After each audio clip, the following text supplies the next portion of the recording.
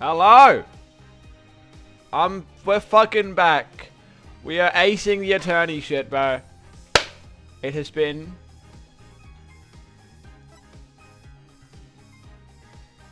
almost a month. It's been over a month since we've ace attorneyed.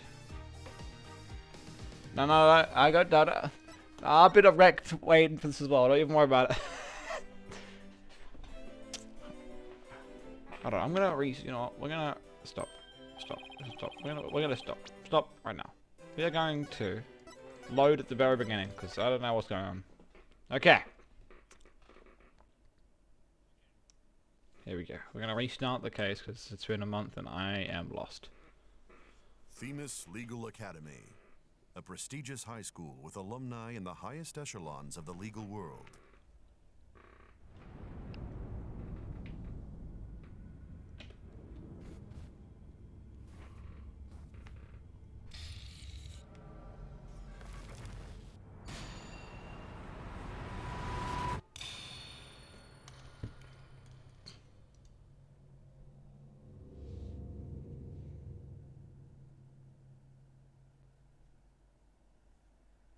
Hey, what does that mean?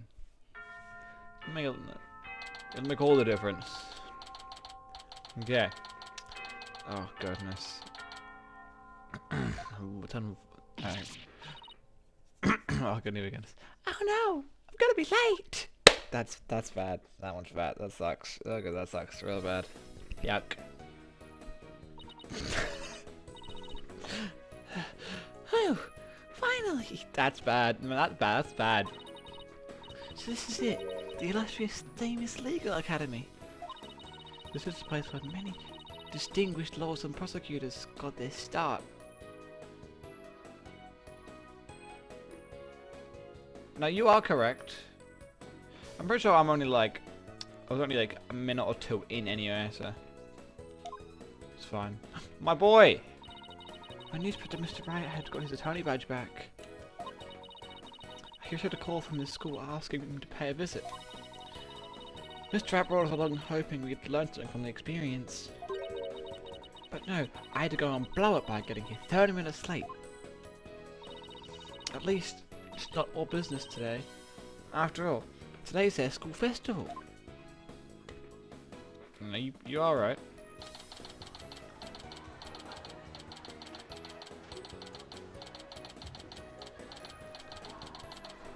Okay, we're in the first floor hallway. Wow, this place has school festival written all over it. Literally. Does. Why all the cold stairs? It's because everyone's in a school uniform except me. Well, I like the way I dress. I know Mr. Ray and Apollo are. Your attention, please. This is an announcement from the mock trial committee. The mock trial will begin shortly. All students and faculty, please proceed at once to the lecture hall. Thank you. All good. Sounds like a mock trial is about to start. Well, that's a great analysis from her. I actually wouldn't have figured that out. But where's this lecture hall? Looks like all the students and faculty are heading that way. Might as well join them. Maybe I'll find Mr. Wright and Apollo there.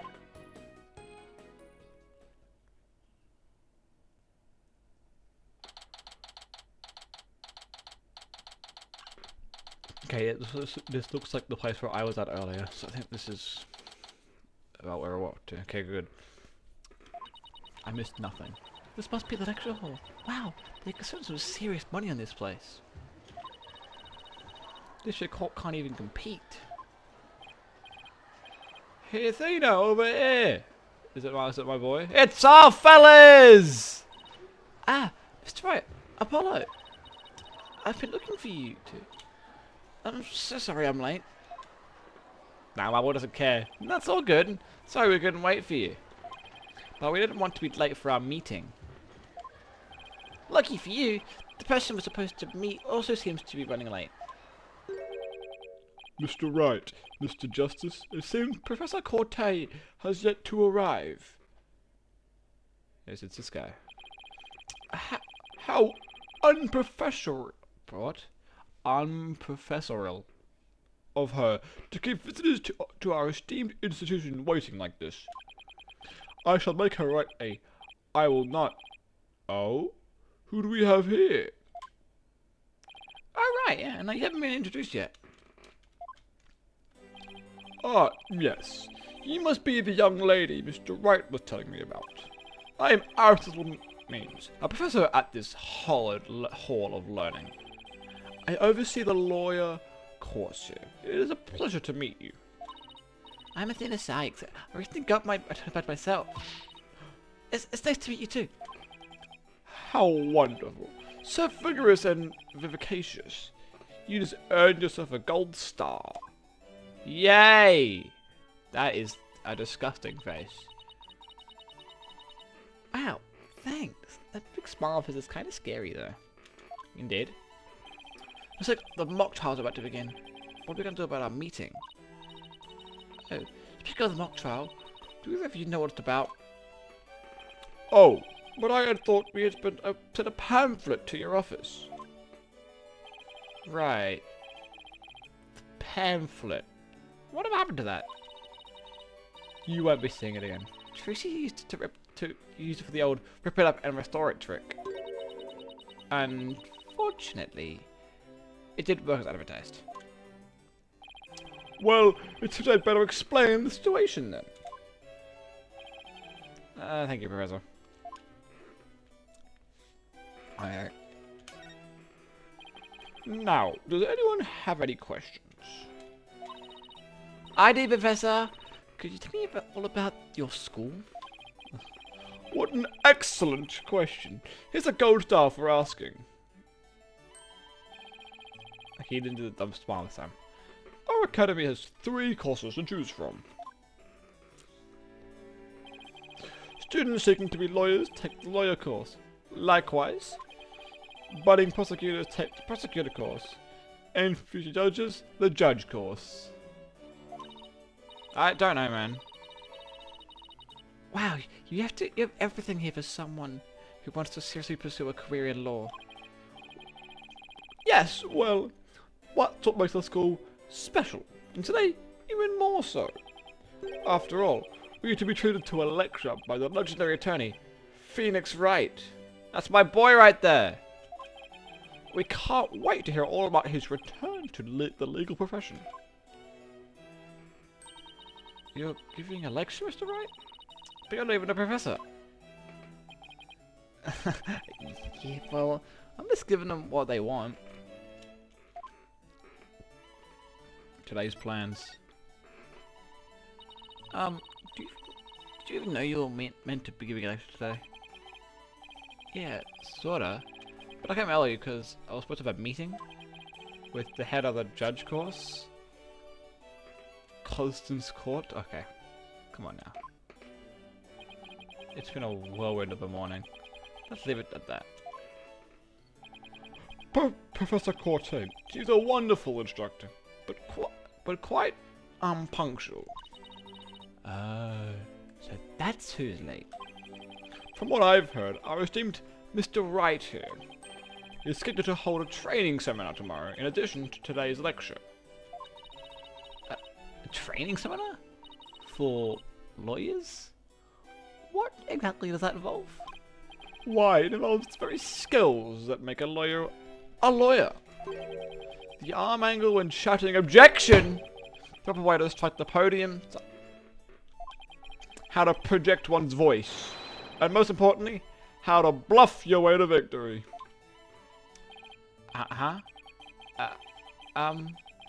Who exactly do you want me to teach stuff like that to again?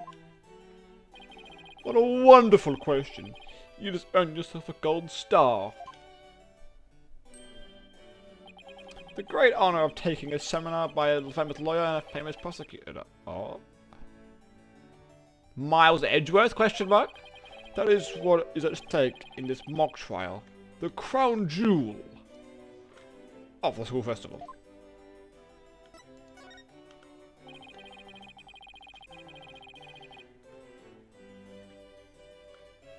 The mock trial in question is a prestigious event that every student aspires to win. Why, the top student in the lawyer course and the top student in the prosecutor's course face off in a simulated court case set in this very school. As for the case itself, we select the best script written by a judge course student and base our case on that. Ooh, a one-on-one battle. How thrilling! Okay, is that thrilling? I suppose. Okay. So, if the student studying to be a lawyer wins, they can take my training seminar. But what if the other student wins? I'm not a prosecutor, so there's no cause for alarm. We have a famous prosecutor ready for just such a case. But that who is it? Well, that is a special surprise. A famous prosecutor? No. It can't be. Professor Means, forgive me for interrupting you and your guests. Who's this? I gave him a man voice. It is a girl. Wait, hold on. Juniper Woods? Wait a second. I remember her from the first case. Professor, the trial will begin shortly. Since you'll be delivering the pre-trial speech, do you mind waiting up in the balcony until we're ready for you? My, how very organized you are, Juniper. You just earned yourself a gold star too. But what about Professor Corte? Well, I suppose she'll eventually arrive.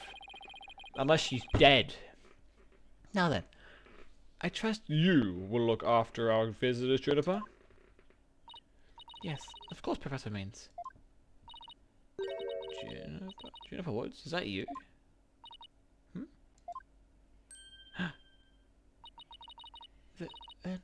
Athena? I didn't recognize you. I didn't know you were back from Europe. Wait, you two know each other?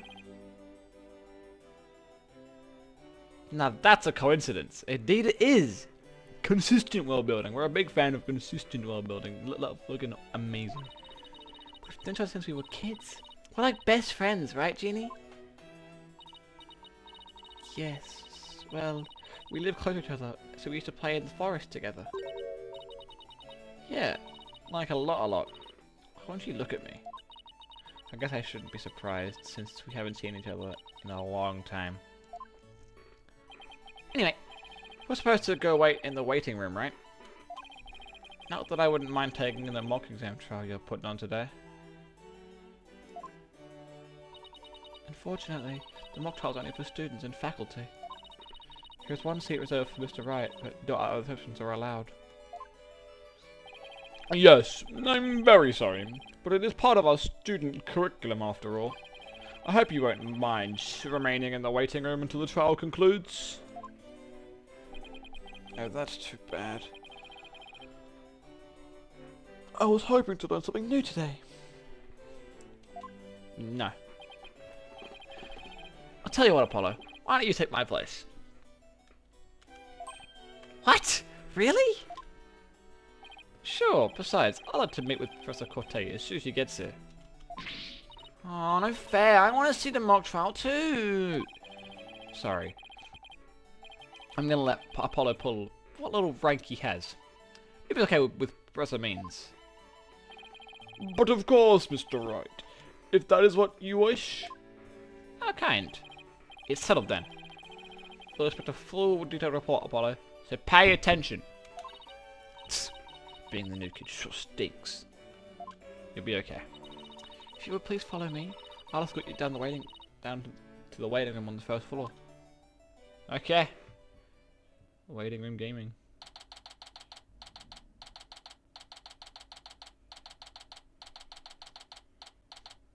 Okay, we're in the first floor waiting room now. That's fantastic. Okay. Still no Professor Corte. It's been over 30 minutes. Mr. Wright's snoozing away on the sofa. Nah, I don't believe you. Not my boy. This is so boring. I should have hid the lecture hold spied on the mock trial. Oh. Eek! What was that?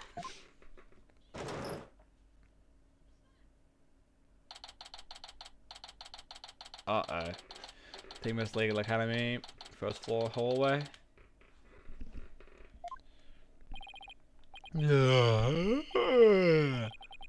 Athena, I could have sworn I just heard something fall down and break.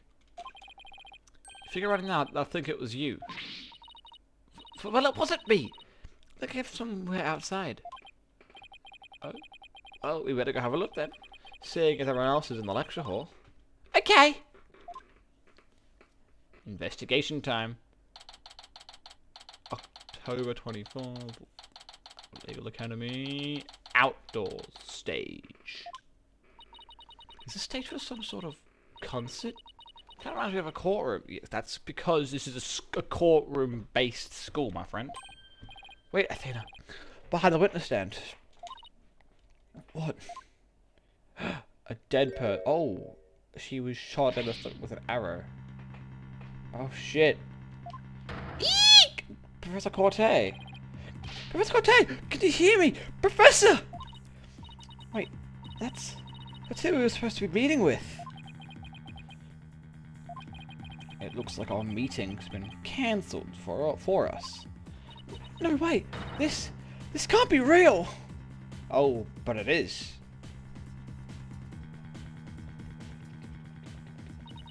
I called the police. Real? I called the police. They should be here soon. I'll go tell everybody in the lecture hall too. No, wait. They'll find out soon enough once the police get here. Let's do our own crimes investigation before it gets too crowded here. Huh? Are we even allowed to do that? It's no big deal as long as we leave it. Glad we found it. Plus... No, never mind. Anyway! We should look around while the scene's still fresh. But... Okay! You're the boss! She moved on swiftly. Alright, let's have a gander. About the murder. So Professor Corte was... Yep, Professor I was here to meet with. Turns out, she wasn't running late after all. How awful. Here she was lying dead and we all thought she was late. What was that you were saying before, boss? You never finished. Hmm? Oh, that. Don't worry, I'll fill you in later. But right now, let's focus on the investigation, okay? Okay, sure. Oh, the suspense is killing me. Alright, let's investigate.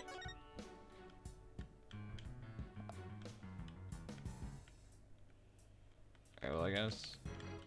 It's so finicky. Yeah. This one. Examine. Start by studying the body. I wonder what's the angle for this. Oh, I can change angles, can't I? Yep, okay. That. Hello, dirty buns. Guess I really do have to examine this, but yes, just don't touch. There's a book. There's a book. Well, because I better get used to stuff like this if I want to be a full-fledged lawyer. Let's handle this book. What do we have here? A book? I'm guessing it fell out of a chest pocket. That would be a smart guess. Wait, what if it's her diary?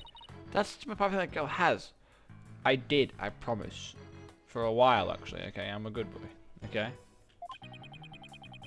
True, but considering the situation at hand, my apologies to the late Professor Corte. No, don't! Well, guess what? Shut up, Athena! We're reading the book. Looks more like a planner than a diary. Meet with Mr. Wright. Oh, she had it all planned out. Meet with Hugh about the report. Apparently that's important. Apparently she needs to meet with this Hugh O'Connor guy. Quite a bit. I woke up like 30 minutes ago, so don't worry. So, I'm gonna early doors. Hugh Connor did the murder. He's in the book twice. That's early doors.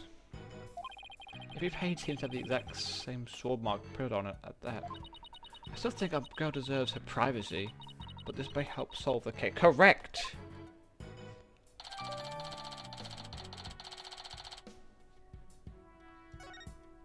Okay, there's an arrow straight through her stomach. That wouldn't feel great, I don't think. Ugh, there's an arrow stuck in her side. Gunshot wounds and stab wounds are pretty common. But arrow wounds? This is a homicide. Anybody slices it. In other words, we have a murder on our hands. Murder? Girl! What do you think she's doing? Does you think she's cosplaying dead with an arrow? Why would... She's dead, and there's an arrow in her stomach. She wouldn't have done this herself. What do you... Lady. Oh my goodness. Fucking... donut? So that makes this arrow the murder weapon. Well, that is murder shot. She's very smart. You can tell Athena finished law school. She's very smart. Right. But where could the killer have shot her from? The stage is a sea of obstructions.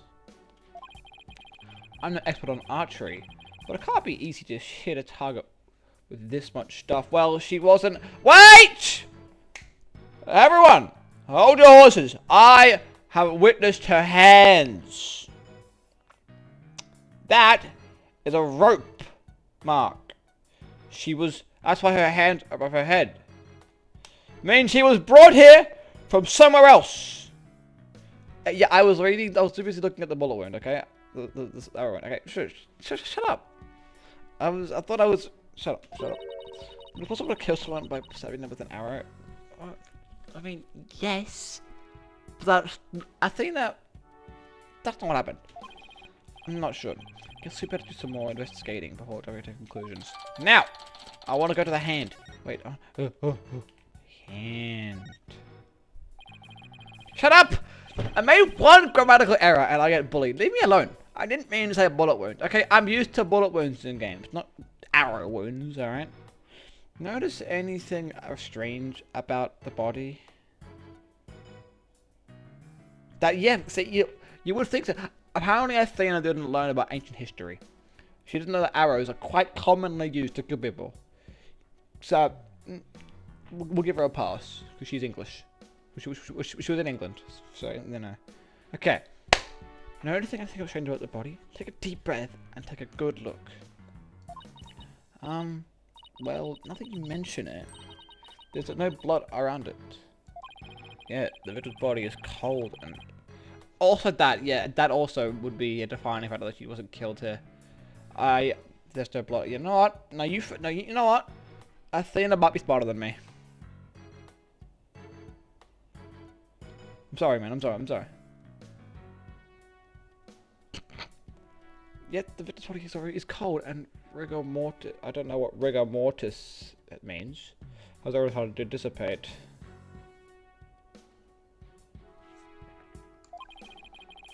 It would appear that quite some time has passed since Professor Corte was murdered. The thing is, that quad was packed school with students up until the start of the mock trial. Wait. Then doesn't that mean she was killed at a different location? Ah! Does that happen? Does the body go hard while after the... Okay. I see. I don't really go playing with dead people. Perv? What do you mean, Perv? I didn't even...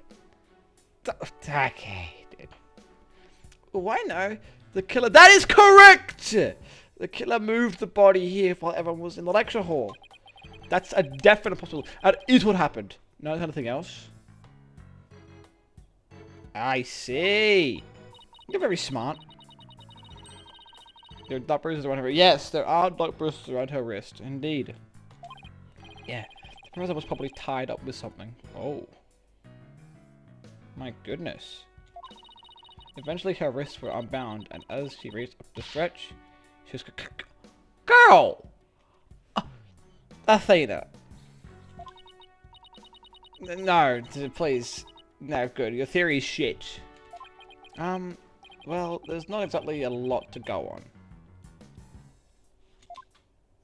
Alright. I see a thing over here. Move! Move, Phoenix! Phoenix, move! That's like Athena. Your face only turned 5 shades of pale. I was expecting 50. Okay, asshole.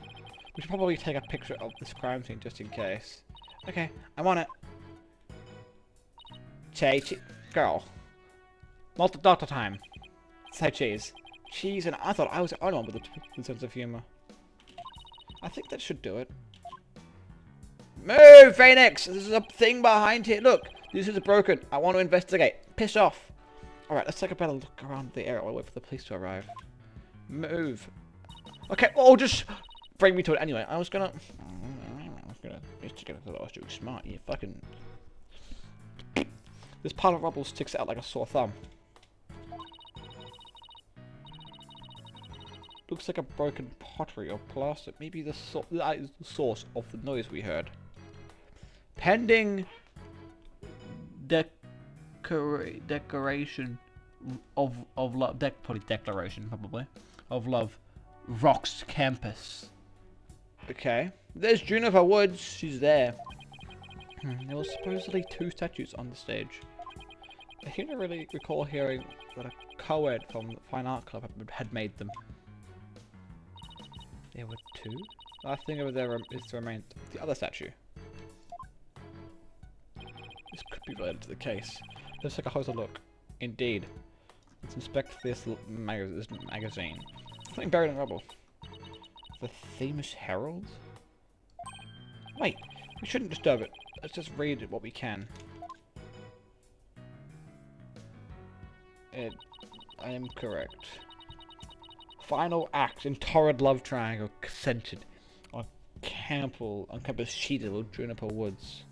She-devil, eh? Level-headed lawyer calls genius and hot-blooded prosecutor student will go head-to-head in a mock trial battle for the she-devil's black heart. Okay. Hugh O'Connor has declared that he will confess to her if he wins. Hold on. Okay. Hugh O'Connor. I knew that name would come up again. Wait, what? I seriously wish I hadn't read that. You find that more shocking than discovering a murder victim's body? But we're talking about my friend Junie here. She'd never leave guys on like that. Athena, you don't believe everything you read, do you? Do you? This article is clearly written with malicious intent. I'm not buying a word of it. You're right. But it's still disturbing, even if it is a third-rate tabloid material. Okay, let's make it more professional and put Juniper, please, instead of... This is a court record here. Don't put her nickname. Alright. I guess, do we investigate the fucking big-ass broken statue? Wonder what this was a statue of. Miles Edgeworth. Because that's what his suit color was. And the blue statue on the right was Phoenix Wright. I don't know why you first got here. Both statues were already here. But they were covered up. Oh, there was supposed to be like a tribute or something for the fellas. I bet they were waiting to unveil them when the school festival moved here to this state. That's depressing. We need a tough bag looking thing to actually be used to cover up the statues. I guess that just leaves the question. Were they broken on accident or on purpose?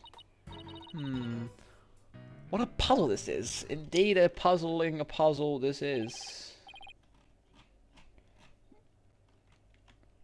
Mr. Wright! Athena!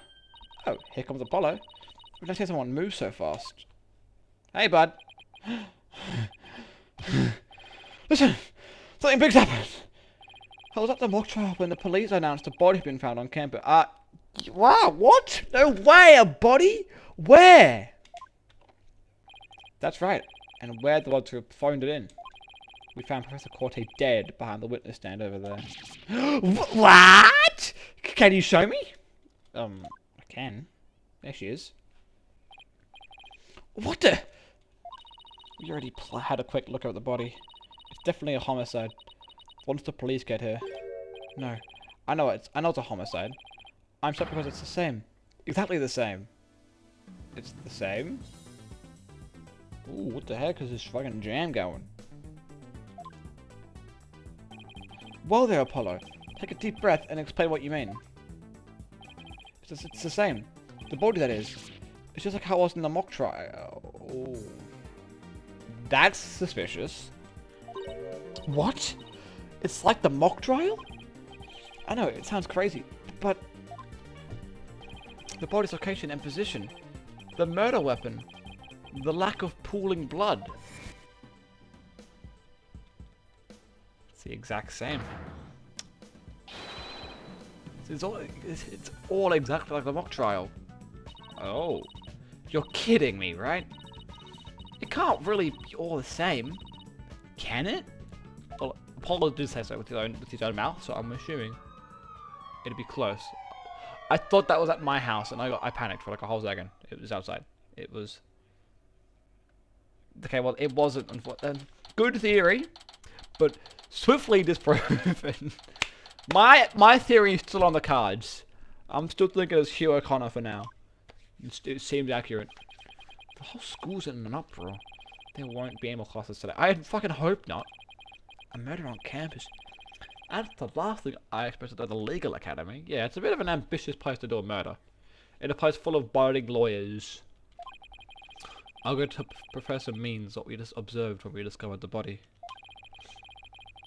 You two wait here until you've spoken with the police. Yes, boss. And then Athena gets arrested.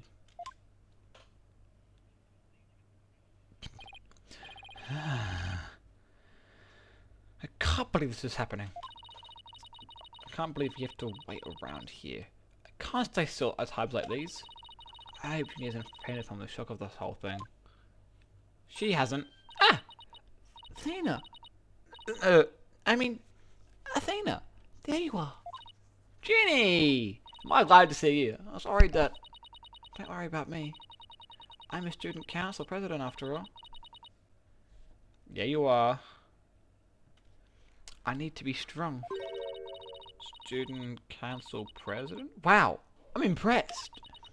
She's really changed. She used to be kind of sickly and shy. She did. Juniper, was it? You mind if we ask you a few questions? Yeah, we're stuck here waiting for the police. There's not really much to do. Sure. What would you like to know? Explain the magazine, please. I haven't seen you in ages, Junie. What is it? What's it been? 7 years or so?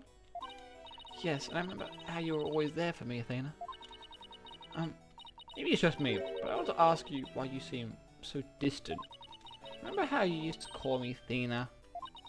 I liked it better than that, but it felt like we were sisters, you know? Yes, but I'm student council president now. And as the student representative of famous at legal academy, I have to act properly. She was never this stiff and formal before. I knew you wanted to be a judge, but I didn't expect this. It's such a prestigious school, and you're in the judge course to boot.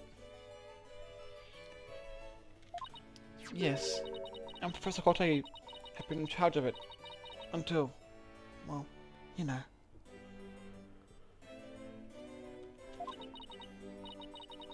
Oh, right. Professor Corte was the professor in charge of Junie's course.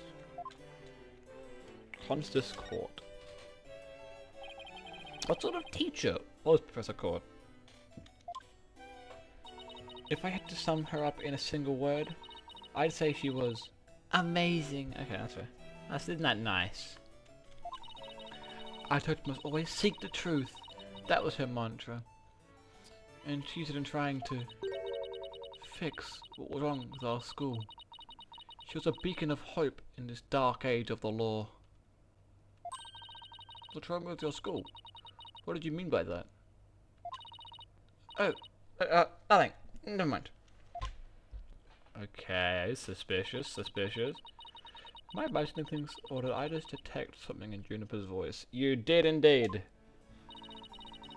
Professor Court chose my scripts for the mock trial. Oh? You mean all the students in the judge had to submit a script? And yours was the one she selected? That's amazing, Junie! Thank you. But now Professor Court is... Who would do such a thing? Hugh. Just yesterday, we're working together to get things ready. Oh, she's dying. Excuse me. Are you alright, Junie? Maybe you should take it easy for now. She's still got that cough. I guess she's not as strong as she pretends to be. A mock trial. Why do you need a script in a showdown between a lawyer and a prosecutor? Well, we were simulating a trial, so we needed a script as a framework. All the details about the incident and the people involved here are included in the script. We also prepared a crime scene, photos, and a murder weapon, and other kinds of evidence. I can see why she was framed. This is her idea. This is exactly like how it was written in her fucking plan. Wow, you guys think of everything. Must be hard getting all that ready. Yes, well, it was only Professor Court and I. Yeah, this makes her seem very suspicious. After all, we didn't want the script or other elements of the mock trial to get leaked. We were the only ones in the entire school who knew the details. Must have been a big pain in the... No, I mean... That must have been really difficult.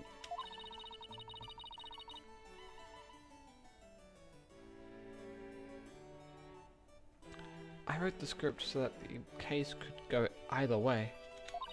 That way the defense and the prosecution had an equal chance of winning. Heh. You think that's all she's capable of? You got another thing coming. Huh? Who said that? I see. Is this you? I believe this is you. This guy doesn't seem like a murderer. He looks like...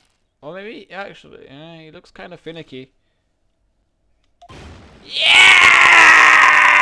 Okay. She gave an award-winning performance as a defendant, man! Okay, calm down. I think I found a valve to my cord to stick. You did, Apollo! Phew. Robin, aren't you going to introduce yourself to our guests? As your country president, I won't have you treating them rudely. Are you Hugh? Wait, is this a bow, Hugh? My friend, is this a bow that you've got here? Like a big ass fuck off bow? I heard Mr. Wright was bringing a couple of guests with him. That would be you two, Apollo Justice and Athena Sykes. Yep, I'm Athena Sykes. And I'm Apollo Justice. Nice to meet you! I'll pass on the handshake. Wow, that's fucked up. Yeah, this guy. Fuck this guy. I'm studying to become a lawyer. The name's... It is Hugh! It's him. Okay, can we arrest Hugh right now? I don't believe it's not Hugh. I believe with my heart of hearts that it is Hugh O'Connor. Look at him. But super call me Mr. Perfect. I never score less than 100% on tests. Yeah, okay. Shut up. Ugh.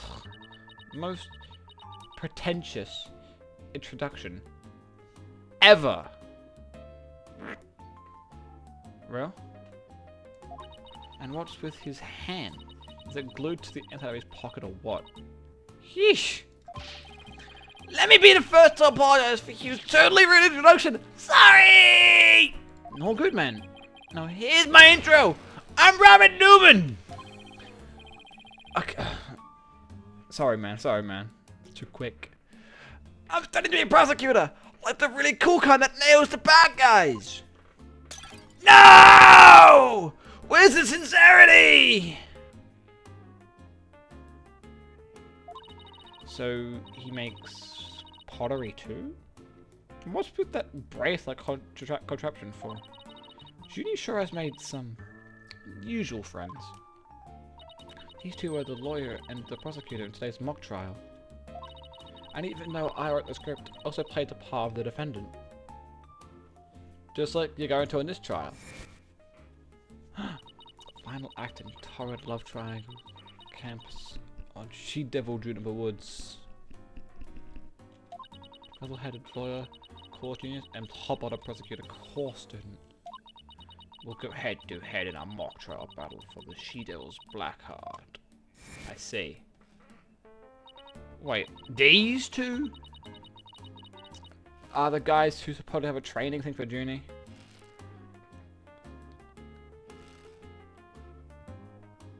Yeah, see? That's what I'm saying.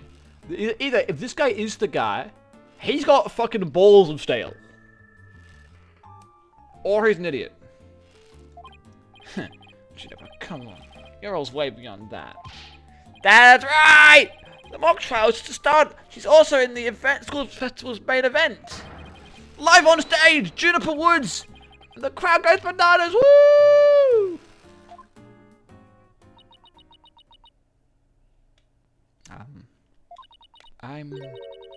I'm supposed to sing at the school festival.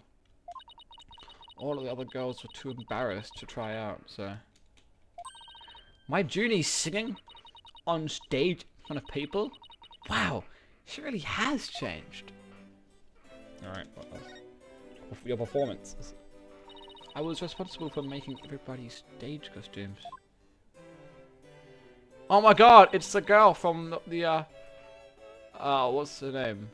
I can't remember what her name is, I've forgotten. But from the case. It's amazing, Junie. I thought this is one of the girls' outfits. It's amazing, Junie, but then again, you were always good at that kind of thing. Constellations are pretty, but fuck me. These constellations in particular are really something. Oh, thank you. One of my favorite things to do is to look up at the stars in the middle of the forest. Huh? So you're a fan of the night sky then? Wow, Apollo. Didn't know you were such a romantic. It's not like that. I have this friend. He and I go way back. Who got me really interested in space. Wait, you had friends when you were young? Call me surprised, fuck, asshole. As you got to president, I could not allow such a mean-spirited teaching to continue. Yeah! Eep! I think he's angry.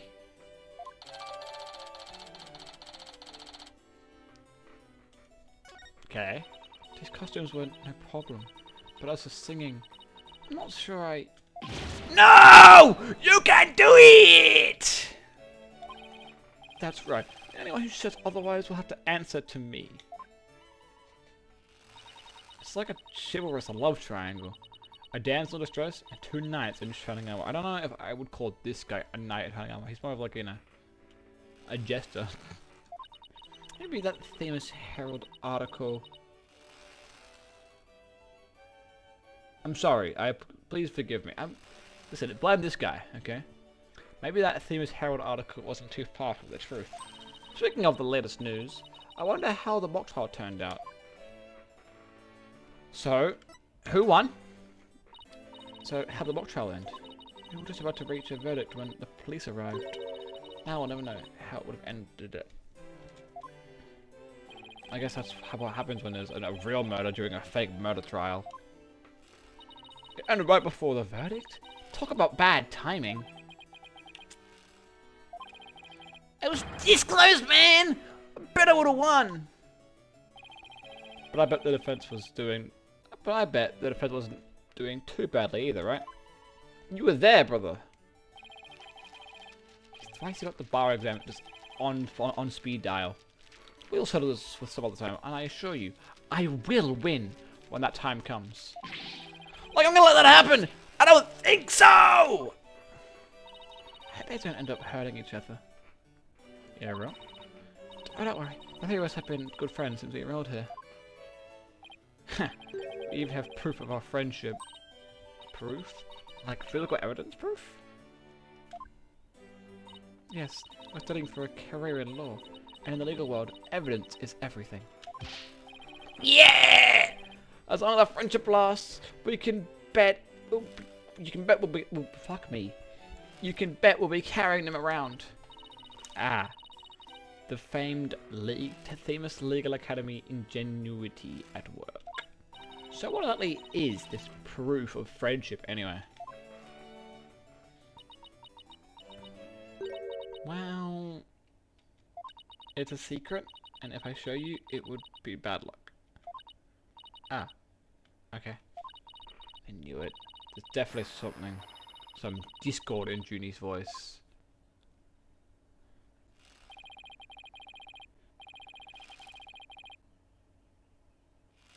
You know, you're right. Our friendship is sacred and inviolable. it's not something to be put cheaply on display.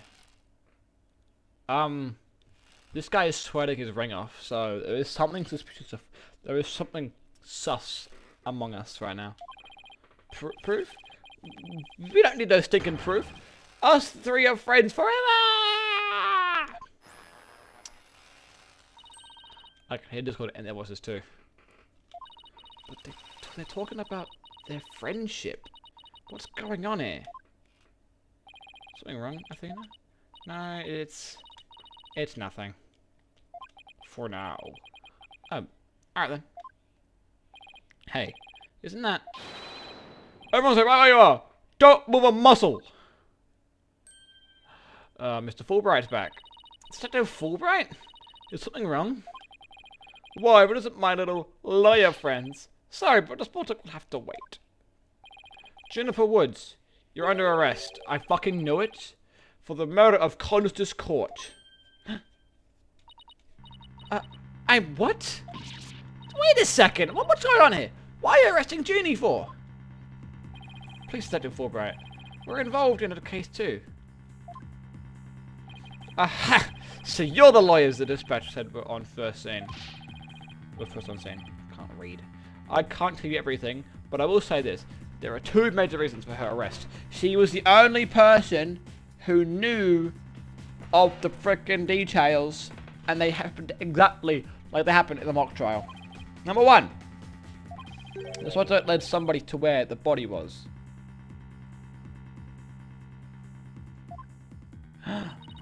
I didn't! And number two. The crime scene is exactly how the suspect portrayed it in her script. But you can't arrest her or just nah, I think you can. Especially on the last one. The last one is suspicious at best. True, but there's more. However, Prosecutor Blackwell specifically told me to say no more than that. Oh, fuck it, this guy. So Blackwell's the prosecutor attorney on this one too, eh? Dr. Fulbright! Oh, goodness. We found this in the suspect's pocket. Why, there's blood on this! That's evidence we made for the mock trial. A mock trial? Never... Okay. Okay. Motherfucker. Look behind you just for 5 seconds. Never heard of such a thing, but it sounds fishy to me. Real fishy. Now, if you were officers... Yes, sir! But... Oh no. Junie! I have to do something. I can't let them take away like this. Now, if you'll excuse me, I have some work to do. Hold it! Oh! Hold it a minute! Oh. Hold it! I refuse to believe that she's the killer! Junie! I've decided. I'm going to defend you. I'll fight with everything I've got.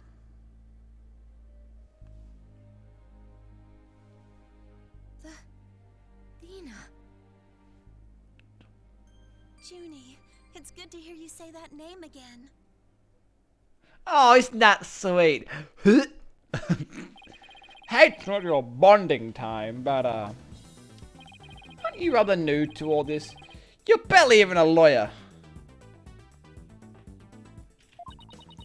Well, I don't have much experience, and I may need Apollo Mr. Wright's help at times. But nobody believes in Junie as much as I do. Yeah, exactly. Him went woman indeed. I'll help you too, Juniper. There's no way you'd murder your professor. Unless you gotta behave yourself. But also completely agree. Wait, hold on. Yeah.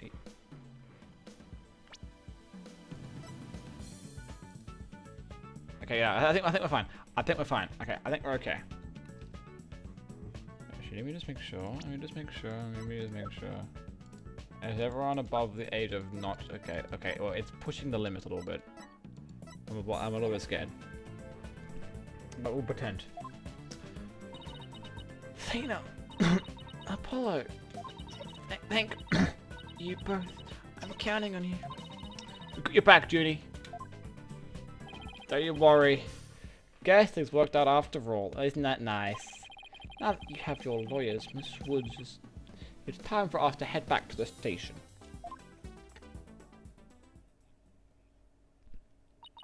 I can't believe Jeannie's been arrested for murder. I can't believe I accepted her case without asking Mr. Wright. Take a deep breath and relax, Athena. I'm here to help with whatever you need. So let's get right on the case. Let's get cracking. Right. No, he's not here. Ha ha. Ha. I won't have this case left in the hands of Frank Amateur. Buddy, unlike you, my friend, we are actual lawyers. Okay? You're not. You're a student still. Pipe down. Understandable, okay? Listen, Rose based, alright? How dare you? If anyone's going to solve this case, it'll be me. No, you will stay right there. Why is that smug little... He hasn't even finished law school. That was totally rude! And you're not the only one on that case, man! I'm in too, big time! Juniper Woods! I'm gonna save you! He's gone. Now that those two are gone, let's get back to what I was talking about in front of the stage. Indeed. About the mock trial, that is. Oh, right. You said the victim's location, position, and so on were just like in the script. Exactly, but without the script or any props, it's kind of hard to explain. Perhaps I could help. Hair, forehead, oh my goodness. He's back! Galvin is back! Galvin. It's Gavin, not Galvin. Ignore me. Prosecutor Gavin! What are you doing here? You two seem to know each other. Is someone going to introduce me? No. Well, I do believe we have a fresh face here. Greetings, Fräulein. I'm Clavier Gavin. Some of you know me as a prosecutor, but I'm most famous for my former rock band. We were quite popular, you know, but regrettably, the band went kaput. Yeah, because one of your guys murdered someone. I was there. Perhaps you've heard of us, the Gaviniers. I was the lead vocalist. Never heard of your band thing. Then again, I also have country tour only recently. But can I get your autograph of that girl? You just met him like 3 seconds ago, and you want his autograph? Forgive me, Fräulein, but I've retired from the music biz. But I'd be happy to offer my autograph as a rockstar prosecutor, Clavier Gavin. Oh, okay, that one then. She's a lovely one, eh, hair forehead? Didn't know she was your type.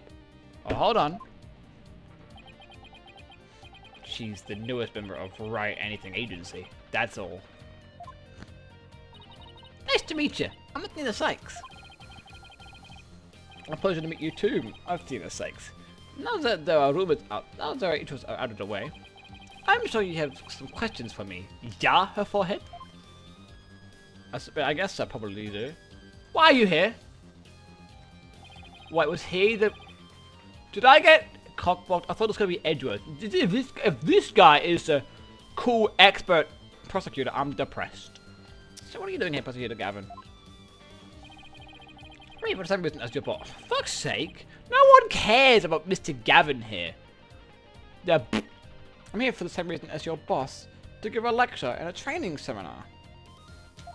So he's the prosecutor they invited.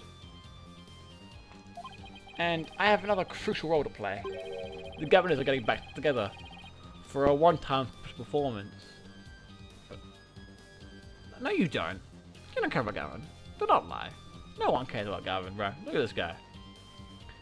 How? Your band member's in prison. Even though you guys suspended. It was a shame, by the way. Really. You did it! Yeah, I know how much you adored our music, her forehead. Anyway, I studied abroad in Germany to get my badge early, but I did graduate from here. I see. Wait, so that performance Ginny mentioned, I see you've already heard about that. One student representative was selected to sing with us on stage. And the stage was supposed to look like this tomorrow. It was supposed to be Gavin. 2 big banners, a pair of wicked statues. This is just an illustration, but it's not half bad. Wicked statues? Wait, are these supposed to be you, Mr. Right? Bingo, Fräulein! It was so big and magnificent too. What a terrible waste. But the worst part of this whole thing is, my long-awaited reunion with my mentor never came to pass. Wait, don't tell me your mentor was Professor Court. She was the one who taught me how to think in law. Okay. Psychologist Court was a professor here at the academy? She may have taught the judge course, but she had a huge impact on me.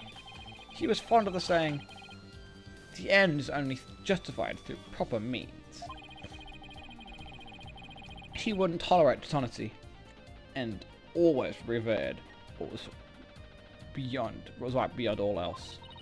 I can feel Prosecutor Gavin's sadness. I know, I'm gonna cry. Athena?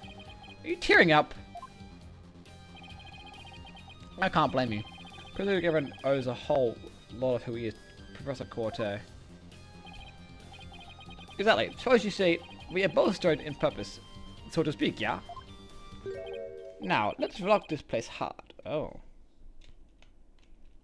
Huh? I don't follow. Let's rock what? Forget already, her forehead. I said I'd help you explain the mock trial. We're going to reprise it right here in the lecture hall. It might help us catch her killer. Is that how this works? Am I doing a fucking trial? I'm not prepared. I'm not prepared at all.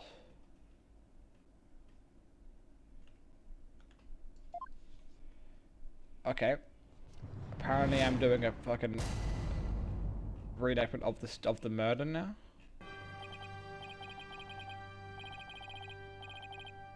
I'm not ready for this. The stage is ready, her forehead. Are you ready to rock? No. The defense is not ready to rock. Okay. You saw the actual mock trial earlier, right? Just relax. You'll do fine. Besides, we have the script right here. Genie's masterpiece? The one everyone's been talking about? Yeah. And there's only one in existence. I borrowed it, if you will. Now, Fräulein, we need you to play the part of defendant and judge as per the script. Okay, got it. I've only read the case outline so far. I don't know how it actually turns out. So I'll treat this like a prosecuting a real case. You, her forehead, will play the part of a fledgling lawyer. I'll roll. You were born to play. Hey! I'm not fledgling anymore. I'm a full-fledged lawyer. All the evidence is also here with us. We have everything we need to reprise the mock trial. Très bien. Let's get started. Defendant/Judge Athena Sachs is psyched and ready to rock. Court is now session for a reenactment of the mock trial. Or what I'd call the mock trial. That was funny. Yeah, I did a mockery. Perhaps a trial is still a trial. Achtung, baby! It holds no barred. It never holds barred. That's rock! Ah. Can't we take it easy today? Objection! Ah.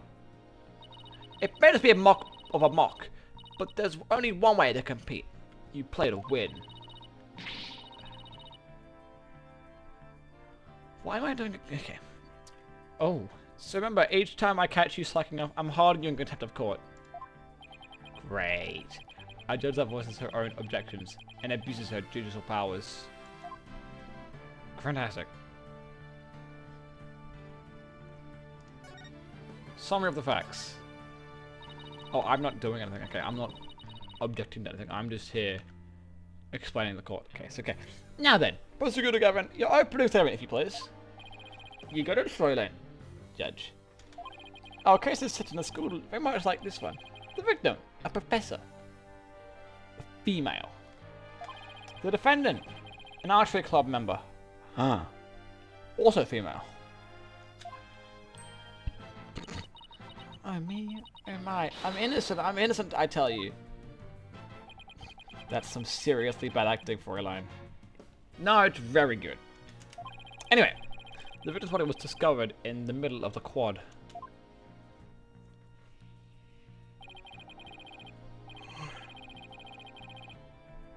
That is very suspicious. Here's a shot of the crime scene, ironically, with Professor Corte, who posed as the corpse. Her forehead. How did the mock trial participants react to this photo? Mr. Newman was surprised by what Professor Corte was wearing. He reacted with, "Oh, the green sweatsuit." That's exactly what I would pick to focus on. So why would he care about that? Or an ask. Ah, too much of a fledgling to know what it's important. That one. In any case, both in the mock trial and the actual case, the professor was wearing a suit, a sweatsuit. Moving right along. Hold it! Hey, wait a second! The body was discovered in the same area as the mock case, although there was a stage. You're right.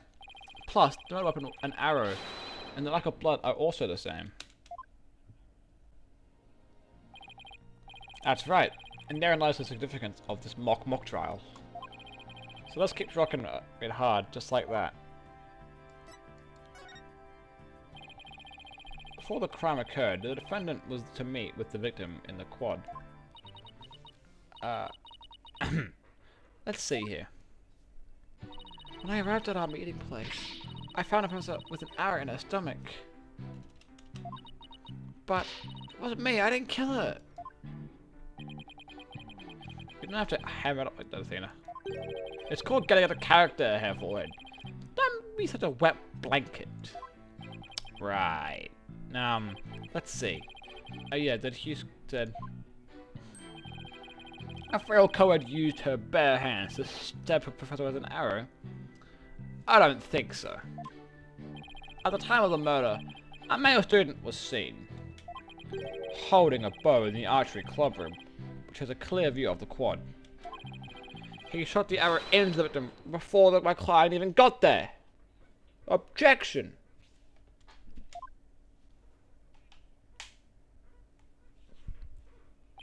Nine! Okay, have forward.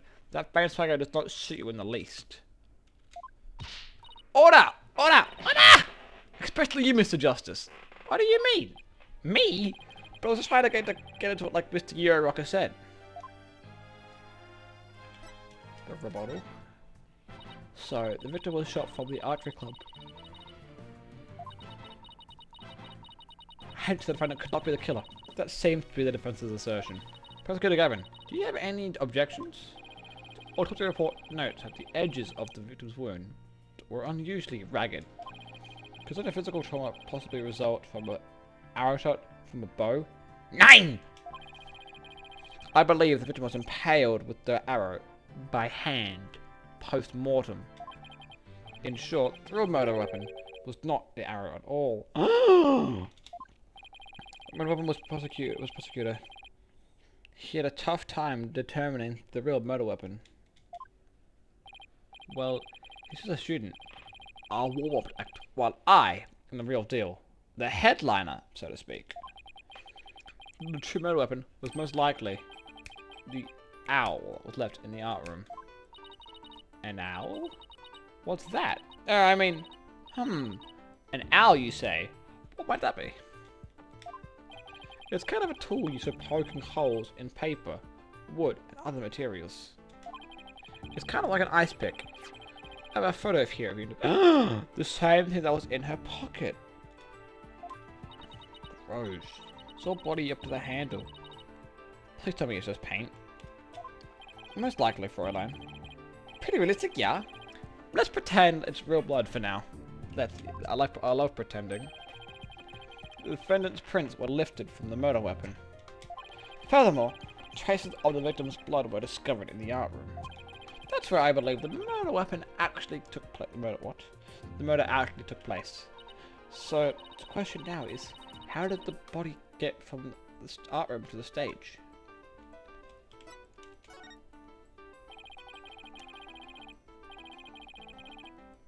The murder took place in the 3rd floor art room, but the body was found in the quad. It must have been quite a chore moving the body all the way from there. I don't know.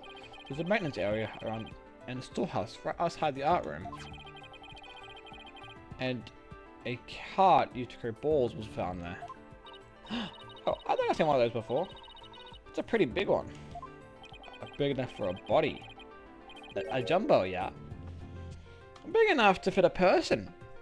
Or a body in it. Oh, I see. The defendant dropped the body from the art room window, then moved it with the cart. That is how a high school girl could easily move a body all by herself. You don't say! Objection! No objection. Tell him. A body dropped from the 3 stories up would show massive signs of blunt force trauma. Objection! Okay. That may be true, but you failed to account for the large high jump mat in the storehouse, of course. A body dropped on such a mat which showed no signs of blunt force trauma. Yikes. It's almost scary how similar this whole case is to the mock trial proceedings. Quite the crafty killer. In any attempt to cast suspicion on the archery club. They moved the body to the quad, where it would be an easy shot for the clubroom. Fuck, I can't read. Then the killer faked the murder weapon by inserting an arrow into the owl's stab wound. Sounds like he has only high praise for Ginny's script. Were there any further arguments from the defense? Nope. It seemed like the teacher who was playing the judge was satisfied too. Time for the finale then. Your verdict, if you will, Fräulein Judge. Huh? Alright, right, that's me. Very well, this court finds the defendant, Juniper Woods. Wait a second. Even if this is just a mock trial. A mock trial of a mock trial. I don't want to declare Junie guilty. Yeah, perhaps that's not such a good idea. Let's just set our mock trial here. Besides, it's about time I get back to my investigation. Thanks, you two. That little run through of the mock trial will clear up quite a few things. Mock trial script added to the court record. I told you, baby. I don't know what the fuck a tongue means, but the prosecutor's already got a witness sized up, too. That was quick. Prosecutor luck was almost too good. You're sure in a helpful mood today, Prosecutor Gavin? Well, like I said, I just want to catch whoever killed Professor Court. And there's no reason for me to start butting heads with you two. Yeah, we've done enough of that. Anyway, I want to say goodbye as I'm sure I'll be seeing you later. Bye.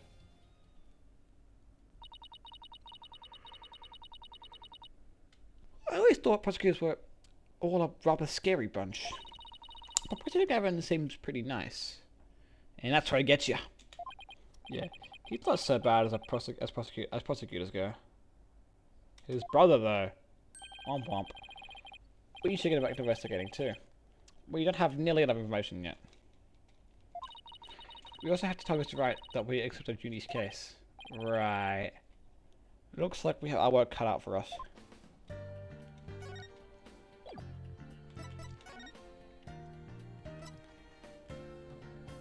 Okay. I can go to the hallway. Okay. Oh, Territory 4, Legal Academy. First floor hallway. Ah, Mr. Wright. Oh, I heard they arrested your friend Juniper. Yeah, Fulbright just took her in. I refuse to believe that one of our students is capable of murder. We must prove her innocence by any means necessary. The end justifies the means. What do you mean, the end justifies the means? I, Professor Beans, always say what I mean, and I mean what I say by all means. Okay. Do you mean that? Here at our esteemed academy, we train our students to produce meaningful results. You believe in Juniper's innocence, do you not? Of course I do. Juniper wouldn't even know how to fly. Gold star. Precisely.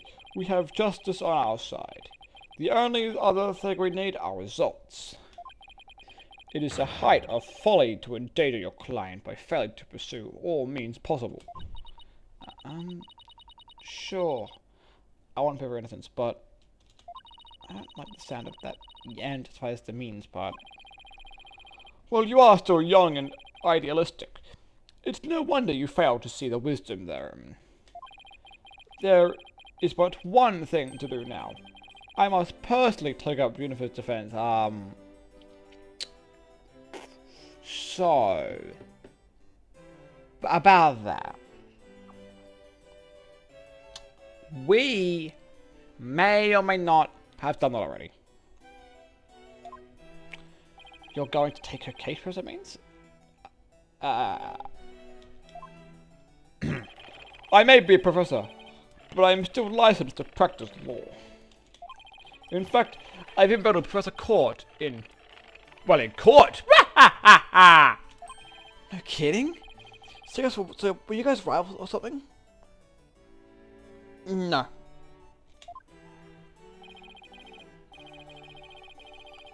No. Nothing of the sort. She was an esteemed colleague at the academy. And in court. You see, both Professor Court and I graduated from this academy. Top of our classes. Wow. I bet they both used to really bring it. Now, if you would excuse me, I'd best go discuss the case with Juniper. Professor Means, please wait. Halt. Hold at once. Pause. Okay? I didn't want to say anything. But Apollo and I already agreed to take her case. It's true. Juniper is counting on us to prove her innocence. Really now? You two? And when were you planning on telling me?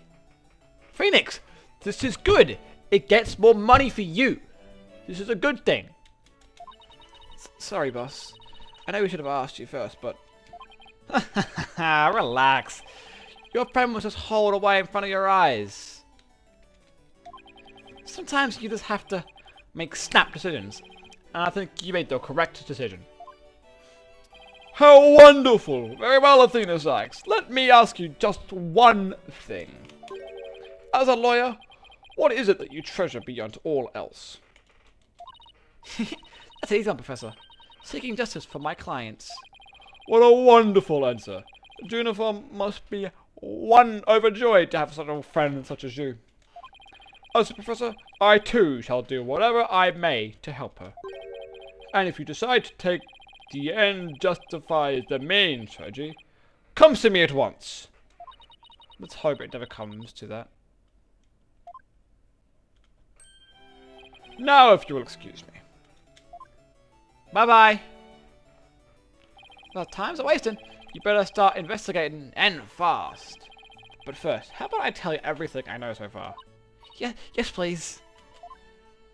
Phoenix the fucking boy. Look at my boy. Look at my go. Look at my go. I love him. What a handsome man. Have you learned anything new about the case? Actually, I ran into Professor Gavin, and he told me something interesting. Seems the murder took place in the art room. There's traces of large pools of blood in there. The police believe the body was moved there to the stage. What? Really? It's like the mock trial again. The police are searching the art room, but whether they'll find anything, well, what? Come to think of it. Let's do our own crime investigation before it gets too crowded here. Huh? Were you even allowed to do that? It's no big deal as long as we leave it, exactly as we found it. Plus. No, never mind.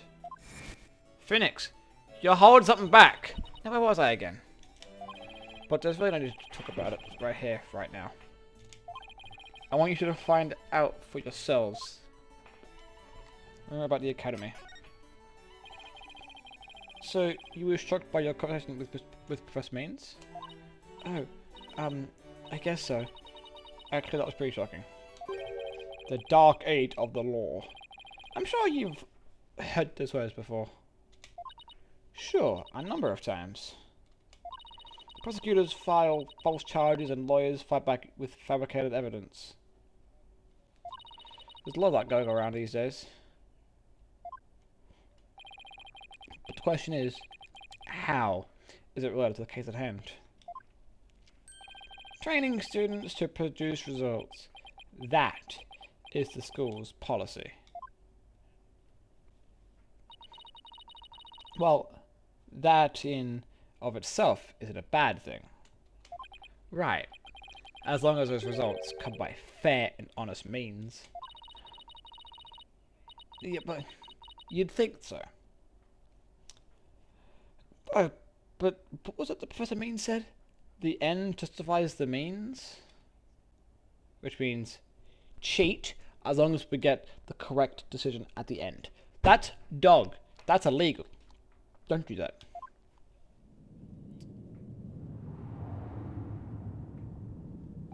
To survive the dark age of the law, you must use any means necessary.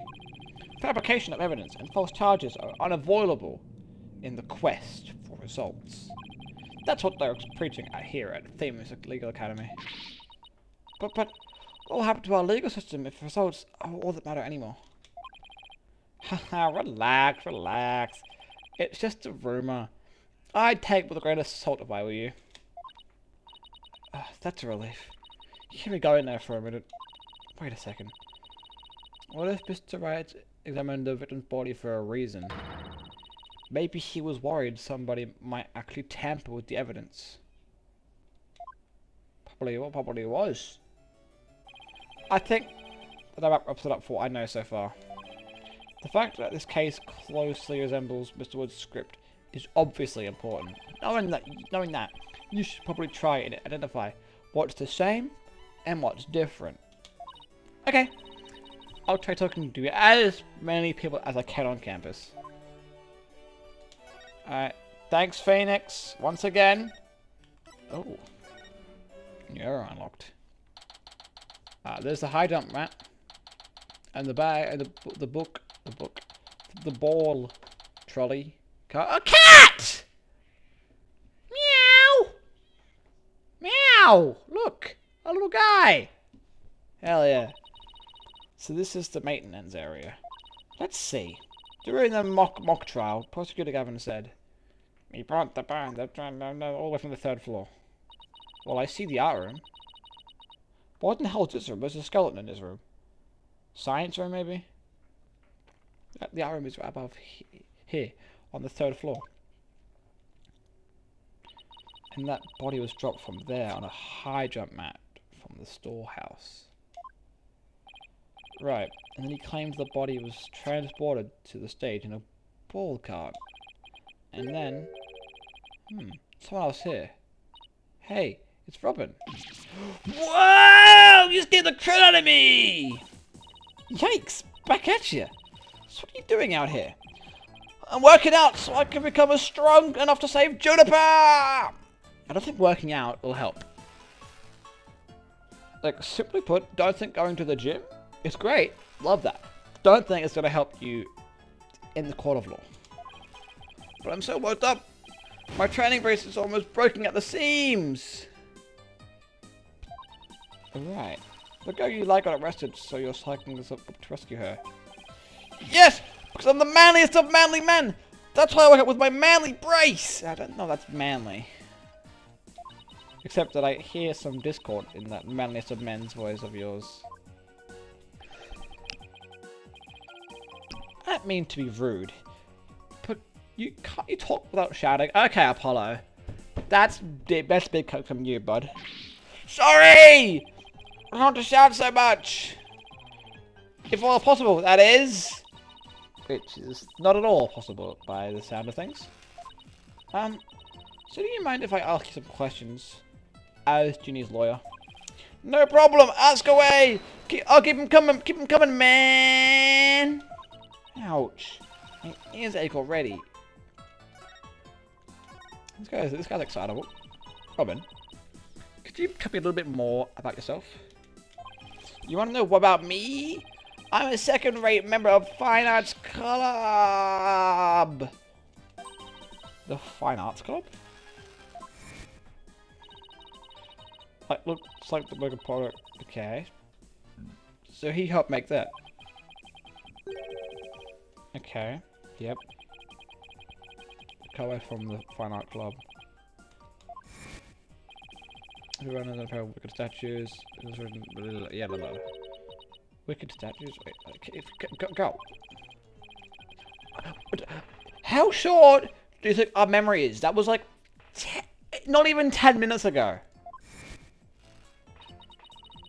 Say, did you create those stage statues by any chance?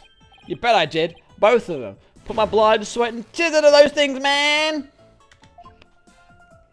It must have been terrible seeing them all smacked up like that.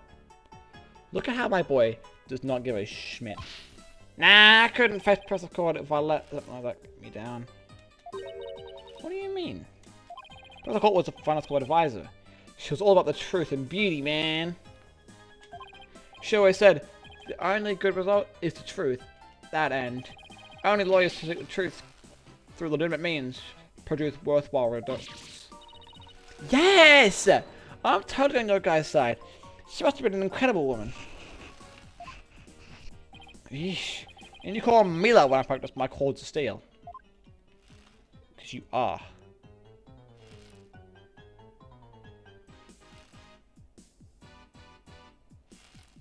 Ugh. About the murder. Oh man!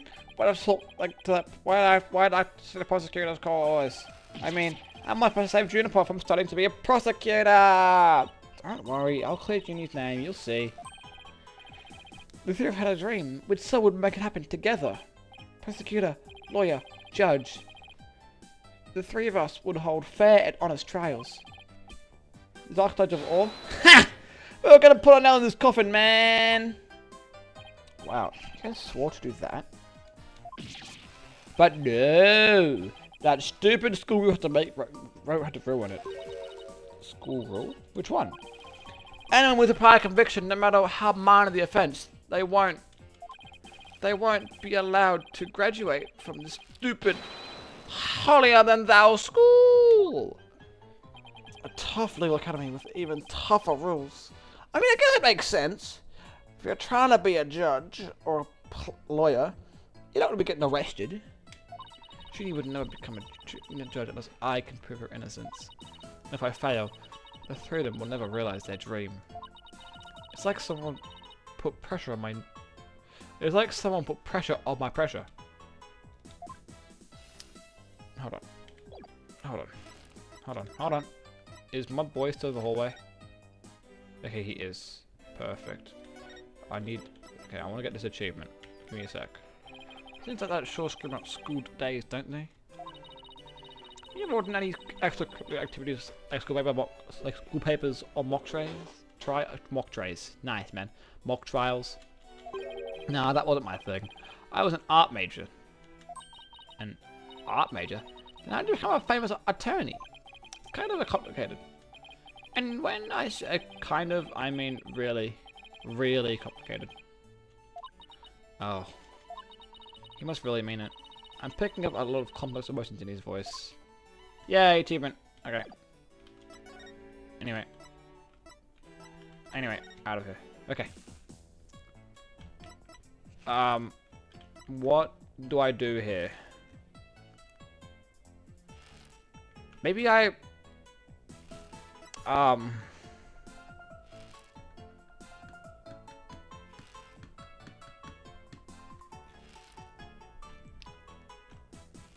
no.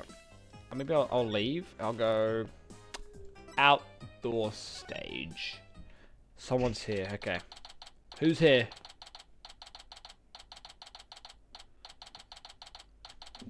Okay. I thought their area was cordoned off. Hey, the police are discussing something over there. Ooh, I know. I'll just quietly stick over for a listen. Here goes. Ah! I've seen it! Watch where you're... Huh? Eek! Ouch. Put this stupid box here. Wait. Eek! Apollo! This box! There's... blood? What now? There's someone or something inside. Let it be a snake, brother. It's gonna be fucking Hugh, isn't it?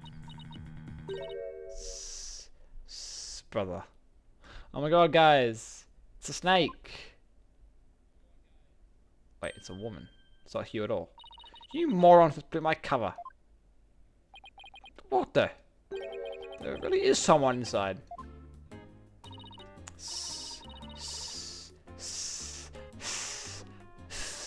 That someone is me, Miriam Scuttlebug, and I'm a senior in the judge course. What's with the box? It's the fate of who we live in the shadows. Oh, there's a very good reason why none may see my face by the light of day. Wait, if you're taking the judge course, did you write a mock trial script too? You don't want to see my script that badly? Well, you better watch out. Read it without my permission, and you wish you hadn't. Who cares? I'm sure it was rejected for a good reason. Where the fuck is Hugh at? So it's gonna be Hugh, to be honest. So you're studying to be a judge too? You must be a classmate with Juniper. Are you a friend with... Are you... What? Hello? Are you a friend of hers? Juniper? Sure. She's my friend. That's why I'm gathering info.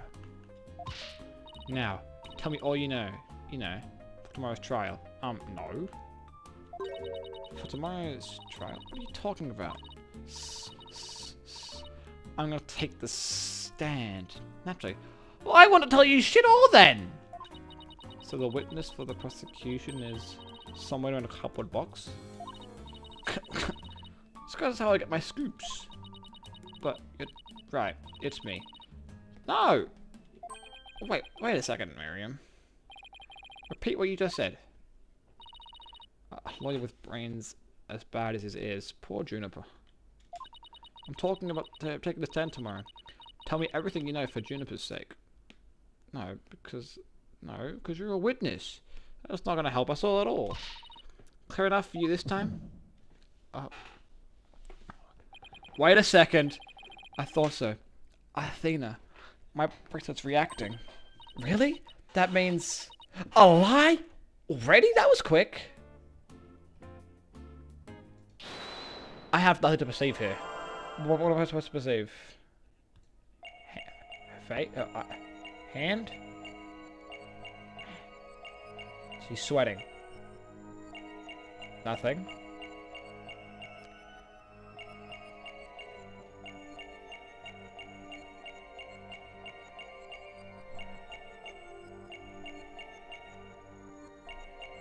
Oh. Gotcha. Maybe that was it. Her hands moved. I don't know.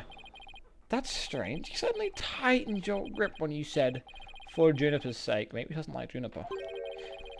Maybe you subconsciously tensed up because you're lying. Huh. No way. What are you talking about? When did I ever lie? Okay then. Let me ask you this.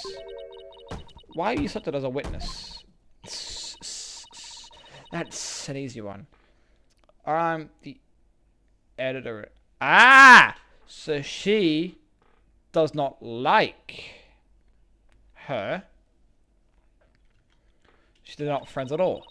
I know everything there is to know. Maybe she's jealous because maybe she likes like Hugh or some guy. And you and that or some guy likes Juniper, and she's jealous. That's why she doesn't like him. That's an early prediction from me here. Editor-in-chief, huh? Pretty impressive. Well, it's a lonely one-woman operation. So you're the editor-in-chief and, like, head writer? Is that what it is? I do it all myself, really. From reporting to editing to publishing. Still impressed? No, because you're a lying little scumbag. Classic news organization there. I'm a perfect storm of journalism, because I bring it all to the tables. And this is the evidence here.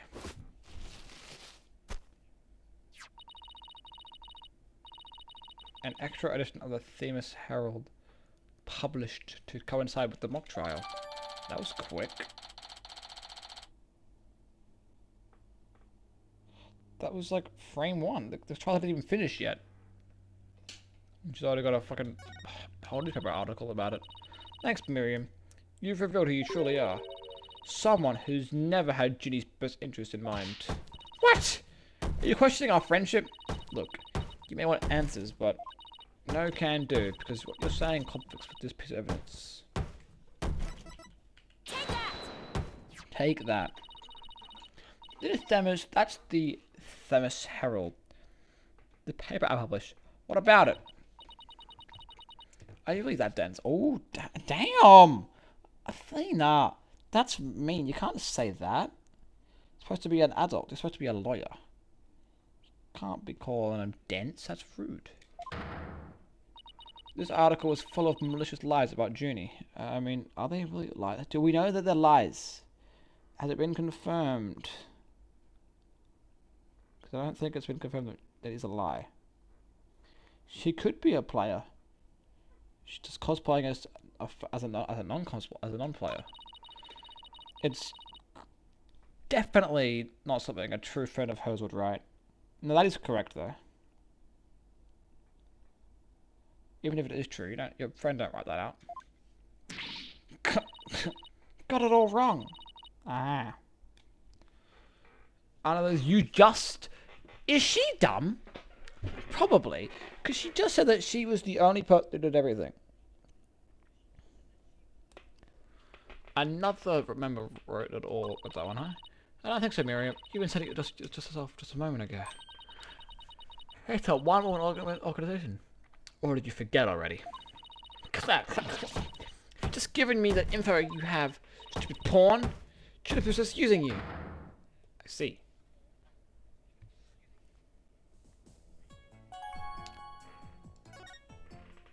Now, I want the truth, Miriam. You hide in your box in order to collect gossip for your sleazy paper. Isn't that right? You're not really friends with Juniper, are you? No duh. She's the target of my scoops, and the readers demand dirt. Extra, extra. Dirty little secret of the squeaky clean student council president. Dirty little secret? Alright, what are you planning to say in court, huh? I'm a witness to her part in the crime. I'm gonna tell it all in a shocking expose. Of course. The end justifies the mean. That's my brand of tell-all journalism. The end justifies the mean. Wait a second. So you're making shit up then? In this dark age of law, many of us embrace Professor Mean's methods. Even future judges. I even adopted and justifies the main part of journalism, which includes tape recorders secretly hidden all over our campus, secretly recording every last word without anyone being any the wiser. Doesn't she realize that that's totally illegal? And one of them was at the scene of the crime. The art room. You put a tape recorder in the art room? What did it record? You want to know? You really want to know? Yes, please. That's so nice of you two. I can't really tell you now. The big scoops come out in court tomorrow. You're so mean, Miriam. You're a fucking arsehole, Miriam. Why couldn't you be the one who got assassinated? Because you suck. According to my evidence, a fatal fissure had opened between the three of them. Who? Junie, Hugh, and Robin. What do you mean by fatal fissure? Yeah, fucking Hugh did it. A rift in the trio. Juniper, Hugh, and Robin used to be the best of friends. Used to be. They still seem to get along fine to me. I just had some discord though. You don't know anything. Professor Means has his followers. Professor Court has hers. Their influence is hateable.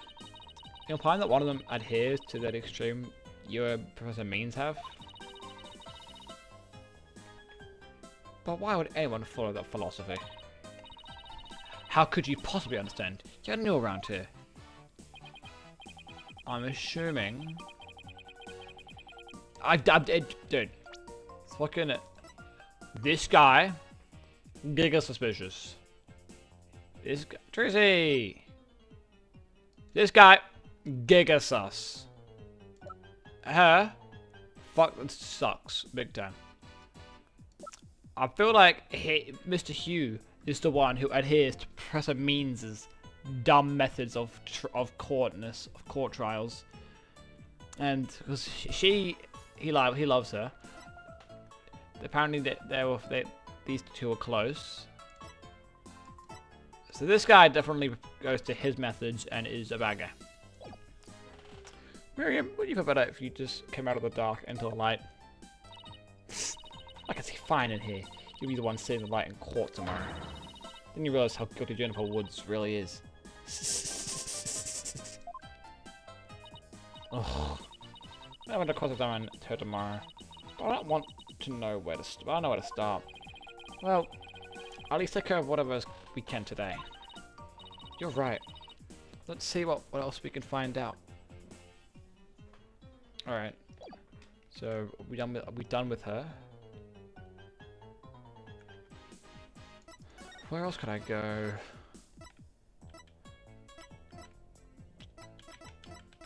I've been here. I've not been here, but it's definitely not here. Maybe the lecture hall again? Aha! Legal Academy! 3rd floor lecture room. Look, there's Hugh. Aha! Hey, Hugh! Oh. It's you two. You want something? This guy just looks. He radiates murder. Did you find anything? You said you were going to do some investigating of your own. Nope. Nothing yet, I'm afraid. It's not looking very good for Juniper. Thanks for the help, man. You really don't think Juniper could have done something like this, do you? I do think. Only the author and the victim knew this content of the script. Both the stage and art room were in the exact same state as described therein.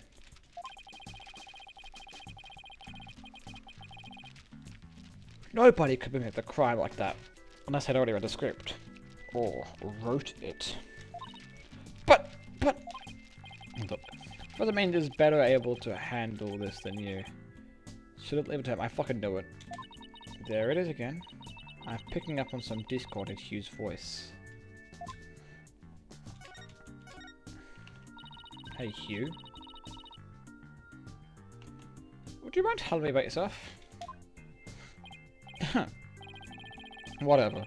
I'm 6'1" under this uniform. I'm 100% lean muscle. Yeah, you're a fucking short ass, bro. 6'1", yeah, short shrimp. My grades are outstanding, and I'm the ace of the archery club. Needless to say, I never missed my mark. Okay, ew.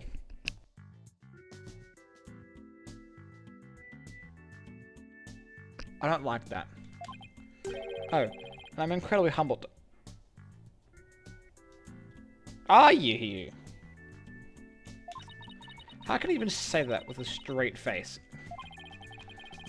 Those around me call me a genius, but I pay him no mind. So, when it comes to the tests, I always get 100%. So I suppose it's only natural for them to say I'm a genius. But as I said before, I pay them no mind. I heard you say that the first time.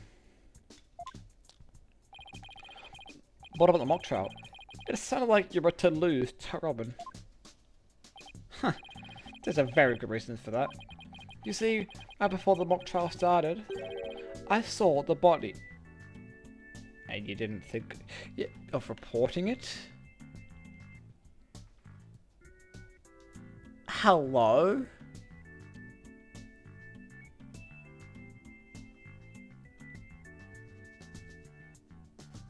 I don't... Okay. You saw the body? Right. And I was so distraught that I basically handed Robin a victory.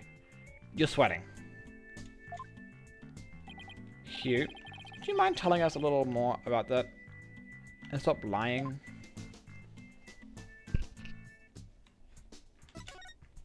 Okay. Right. Before the mock trial, the campus was empty. Everyone was here in the lecture hall. Oh my god, I wasn't. I heard this go off my ears. Here's an announcement from the mock trial committee. The mock trial will begin shortly.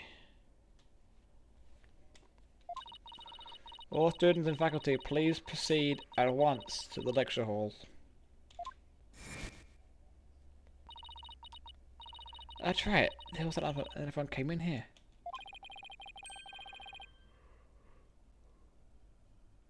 The only exception were the mock trial participants. Juniper, Robin and I were in our personal dressing rooms next door.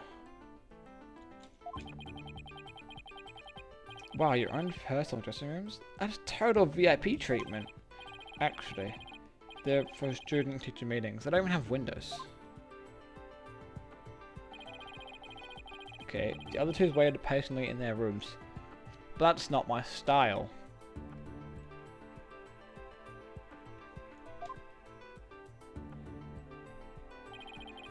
So I headed over to the archery range on the other side of the quad.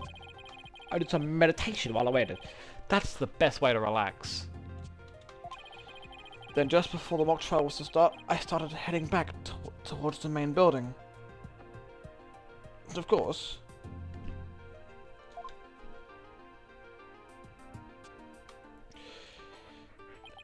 as I walked across the quad, I passed in front of the stage. That's when you saw the body, and you didn't report it. This guy, I'm always down on with my suspicion. This guy is so fucking sus. Also, no, wrong one. Look, okay. So the 24th was the mock trial, which is today, I think. But this here, need to speak with Hugh O'Connor.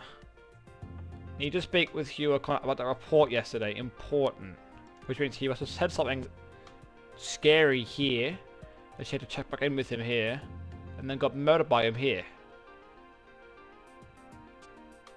That's my #1 suspicion. Did that make sense?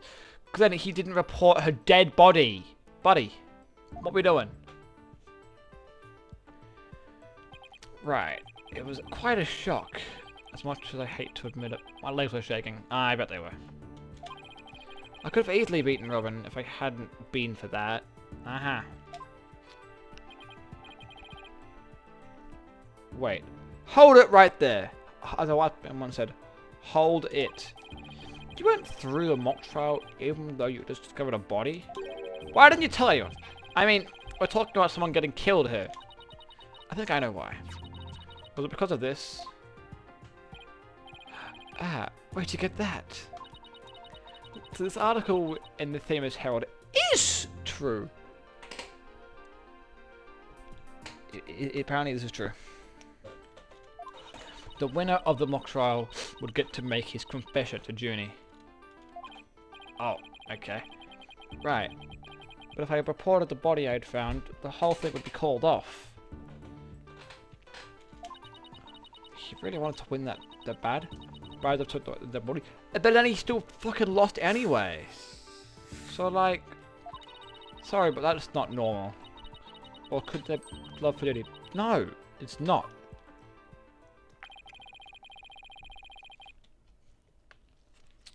Thanks for sharing with us that important piece of information. It may prove useful at tomorrow's trial. Good, because that's all I have to say about the matter. Thanks, man. And don't worry. We'll prove Juniper's innocence. You'll see. I can't say you to inspire much confidence. Well, fuck you, asshole. Okay, Athena. What next? Well, I think I've talked to everyone who is somehow linked to this case. Okay, maybe it's about time we wrapped up our investigation. Oh wait, we haven't met with Junie yet. Yeah, you know, you're right. That's probably the most important person we need to speak to. Let's head over to the detention center. Wait, fuck you, bud. Detention center, hello. October 24, detention center, visitors room. Oh, poor Junie. Athena, thank you so much for coming. She called me Athena, like she used to. Maybe she's finally letting her guard down. The script. Junie, the crime's unfolding exactly like your script. Any idea what's going on here? I wanted to make it fair, so the script was kept secret until the day of the mock trial. And the only people who knew about the details were Professor Court and I. Nothing I've heard already so far. However... Yes? What is it, Junie? Well, there was this one article in the school paper. You mean this one? It's more like a tabloid piece than a newspaper article, if you ask me. I've been worried that the trial would wreck the friendship between Robin, Hugh, and me. She wants to stay friends, but both of them are hoping to take it to the next level. I have the passion of high school drama. Wish I could have experienced it. Yeah, me too, man. And I know I shouldn't have, but I revised the script to favor the prosecution.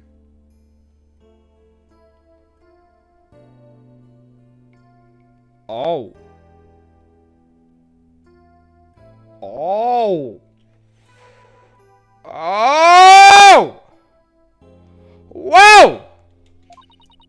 But Professor Court noticed it immediately and changed it back. Ah. So if Robert had one, he wouldn't have been able to confess his love to Junie. That would have kept the trio's relationship the same. Never knew Junie could be so devious.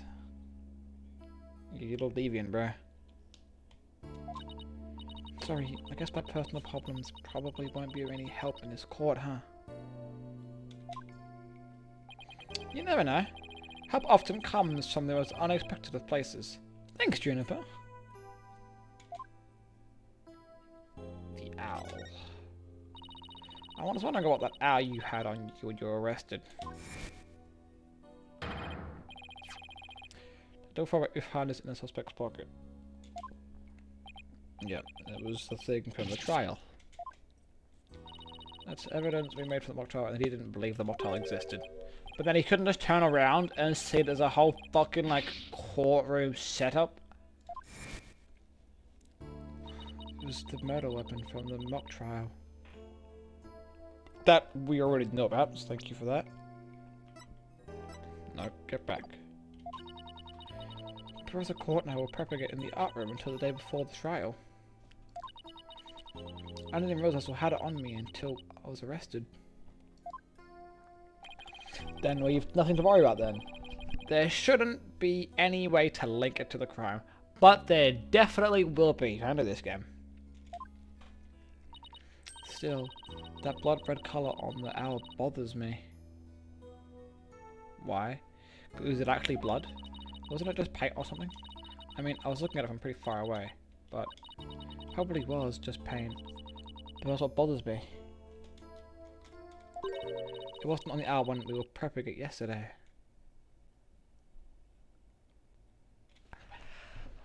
Well, that's a pretty big tidbit of information. That's for sure. That's big. Sorry, chat. I've had a severe incident. Ugh, I almost fucking broke. Okay, we're good. It wasn't? Then how and when did it get there? I don't know. Well, before the mock trial began, I showed Diana and Mr. Wright to the waiting room. Then I went back to my dressing room to get the trial props we were going to use. That's when I found the art room key and the owl with what looked like blood on it. A key? And the owl? Suspicioso! The Professor Court normally has an art room key, since she's the Fine Arts Club advisor. And since Lucky was there in the dressing room, I thought she was the one who had painted the owl to look like it had blood on it. After all, she always insisted that the props should be realistic, so... Uh-oh. The owl suddenly shows on the day of the trial, with what looked to be blood on it. Yeah, well, yeah. I also have a really bad feeling about this. At least all three of us have the same feeling. Me too, but let's not jump the gun on this. Uh-oh. Mock trial prep work. You and Professor Court were busy preparing for the mock trial together yesterday, right? Was that the last time you saw her? Yes. I left school around 6 PM. Jesus fucking Christ. I used to leave school at like 2:15. That's grim. Did you notice anything different about her? No, I didn't notice anything out of the ordinary. She looked and acted the same as always. I would have guessed she'd end up like this. It looks like we're about out of time. Thank you for coming to see me. We'll do anything and everything we can to prove your innocence tomorrow, Junie. Don't worry about it. I know. I believe in you, Athena. Well, I should go for now. Bye. Bye, Junie! Is she gonna be alright? She's gonna shut up the girl we met back at the academy. The Junie I knew was always like that. A little weak and sickly. But the fact that she lifted her facade shows that she trusts us. Even still, what is it? Well, when Junie and her two friends were about talking about their friendship, yeah, I sensed some sort of discord in their hearts. Oh my god, discord. Seriously? No, we're just saying that because why not? Yeah, but it was really faint. I might have been mistaken. No, you weren't, because it happened like 8 different times. Unless you're just never right. But I don't believe that's the case.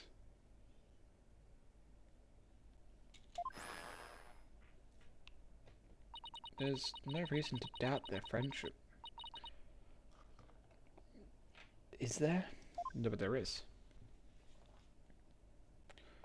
Don't worry, everything will be fine. You and Juniper are friends, right? You know that friend I mentioned to you earlier? Well, get this. When there's something troubling one of us, other can just feel it. That's real friendship. Indeed it is. We love real friendship. How sweet. I suppose you're right. Might as well forget about that. Don't forget about it. Keep it on the back burner.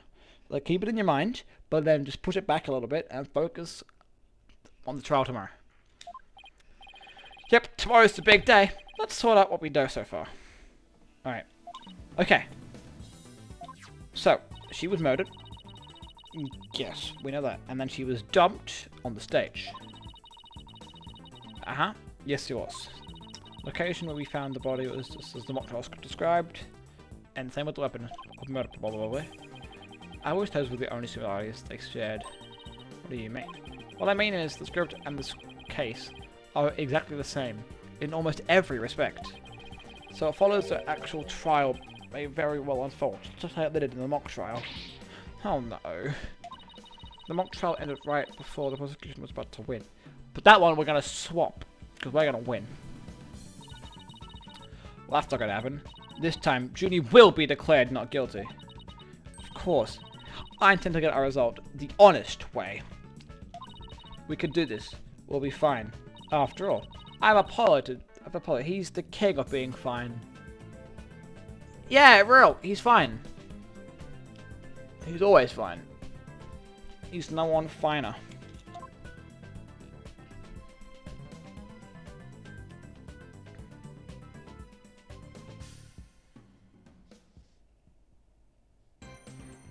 Alright, look at that.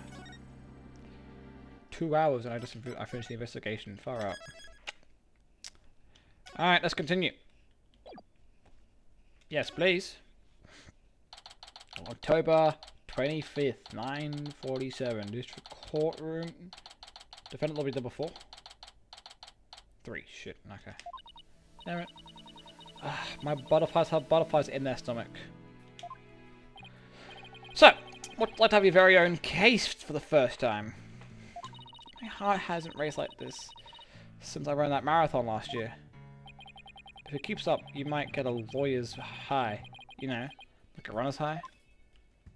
Relax, everyone's nervous their first time. So many fears were unfounded. After all, such prosecution is so terribly brutal. And willing to use any means necessary to get a conviction. There's that end justifies the means concept again. Now that it has come to this, we have no choice but to fight fire with fire. The end justifies the means. No, we are not doing that. I wish you'd stop saying that. That's your intention? That's your message, Professor? I'm going to defend Juniper my own way. But Miss Sykes, just yesterday you told me... The lawyer, what is it that you treasure beyond all else? Professor, seeking justice for my clients. Yeah, the correct way, within the laws, and not dishonoring the court system. But if that trial proceeds in the same manner, it ends the same way as the mock trial, but it won't, because we aren't an inexperienced prosecutor. Sorry, we aren't an inexperienced... No, we are. Never mind. I'm not. I'm an expert. Would you not lose everything you've worked so hard to gain? Well, I'll have to make sure that doesn't happen now, won't I? My, but aren't you a stubborn one? Well, I suppose you'll have to learn of your own inefficiency. Inefficiency. The hard way. Forgive me, Professor Means, but can we just leave it at that? We have to focus. Oh dear, please forgive me. It's just I wish to protect Juniper by any means I can. I do too, but... Now, if you'll excuse me... You get the fuck out of here. Thanks to him, I'm feeling even more pressure than before. Don't let it get to you, Athena. And don't forget to keep smiling. I'll be fine. And I haven't forgotten what Mr. Wright said. The worst of times are when lawyers have to force their biggest smile. Exactly. The trial's about to begin. I will show you to the courtroom. If you please. I do please, Mr. Bailiff.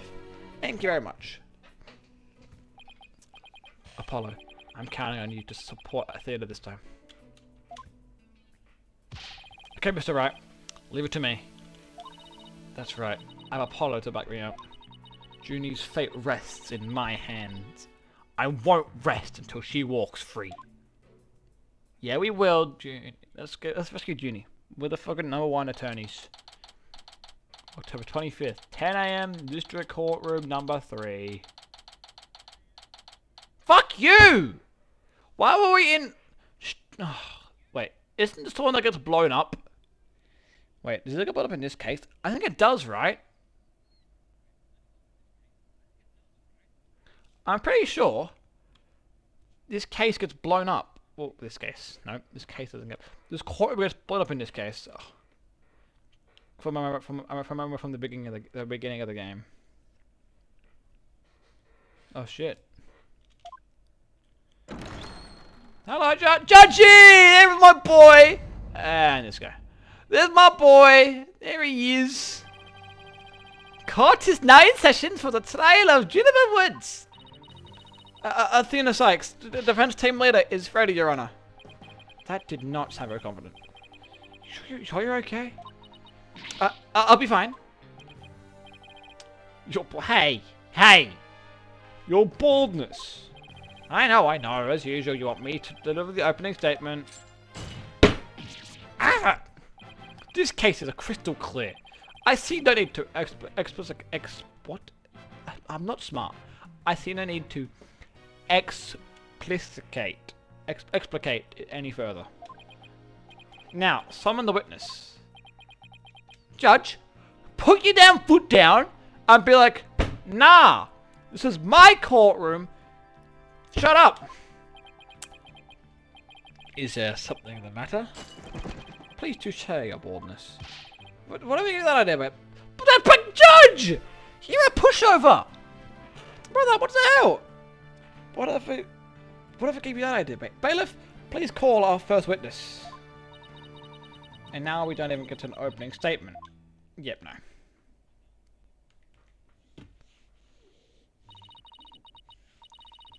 Detective Fulbright, he and Professor Pluckle have become quite the team. Yeah, that's not good for us.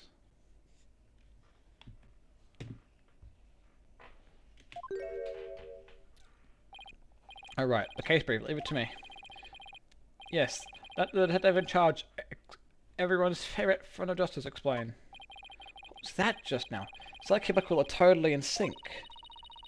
Well, I don't think they're capable of mind melding, if that's what you're thinking. Alright, is that the Fulbright? Would you please explain the case to the court? Proof. Court's body was discovered on 12th of October at approximately 2:30 p.m. She was murdered with this owl I have here. The victim's blood and the defendant's prints were both discovered on it. Yeah, that's not good. That's really not good for us at all. That's real bad for us.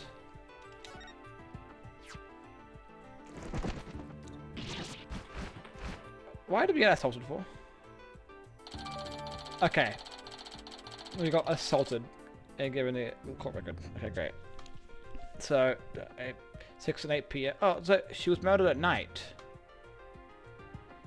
Junie said she left the school at 6 p.m. Which I guess lines up perfectly with the murder time. Blood loss from a deep stab wound in the victim's side. What a grim way to go out. Just bleeding out slowly. Oh, that bird delivered evidence too? Black are more trained. Maybe Black was trained to not mess up people's hair while I eat at it. Moving right along. Okay, swiftly. The body was discovered on the outdoor stage, although no body was... although no blood was found there. However, we detected traces of a massive amount of blood in the 3rd floor art room. In short, the murder took place in the art room. So then, the body had been moved from the art room to the stage? Precisely. And there is one more piece of irrefutable evidence. A recording made by a tape recorder that a schoolgirl reporter hid it in the art room. Great. It captured a female voice screaming, "You're a goner." That's not good. What's this? You have such a recording? That's bad. That's real bad. It must be from that tape recorder Miriam mentioned. But why is the person we've heard of a death threat at the moment of the murder? Shh. Silence, please. I would like to play for you the tape now.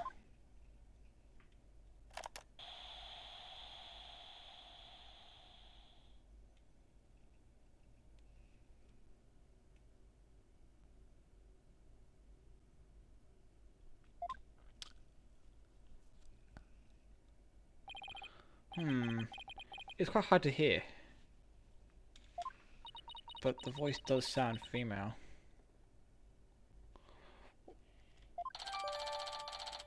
What if it wasn't Junie and it was Miss Court? Noise and low volume of the voice have made voice prints analysis all but impossible. Great, that's fucking helpful. Then you haven't identified the voice as belonging to the defendant. Of course I haven't, Judge. Would you expect anything less from these incompetent nincompoops? They... Ugh, man. Make my life difficult. Not so fast.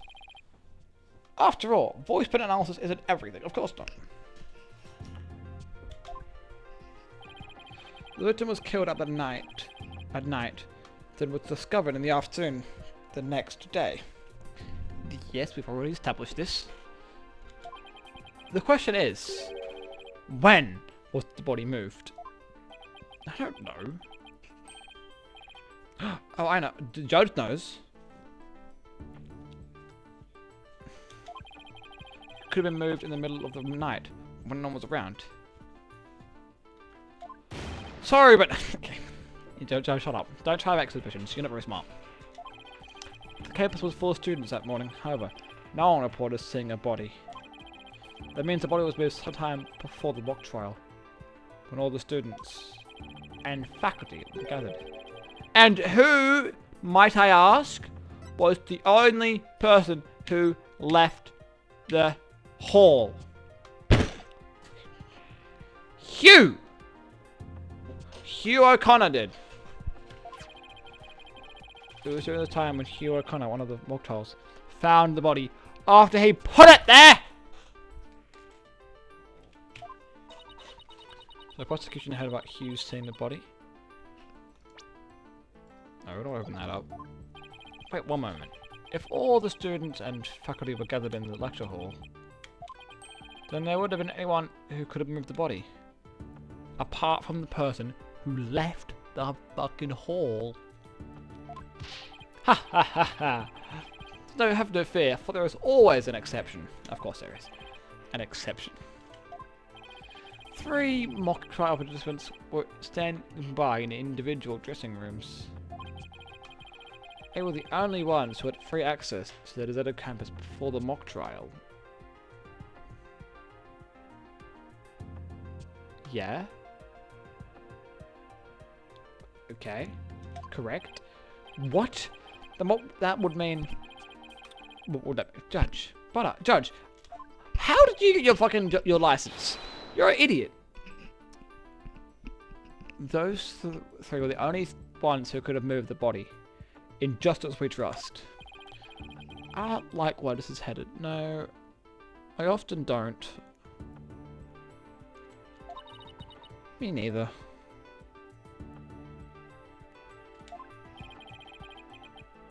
And by those 3, I mean Hugh, who is the murderer, Robin, and Juniper Woods. I knew it. Of course you did! We already knew this. Because we were already told that Hugh went on a fucking adventure to meditate. Please, Dr. Fulbright, don't say what I think you're about to say. In justice we trust. I take it everyone understands now. That voice believed to be that of the murderer was female. And out of 3 people who could have moved the body, just 1 is a girl. Yep.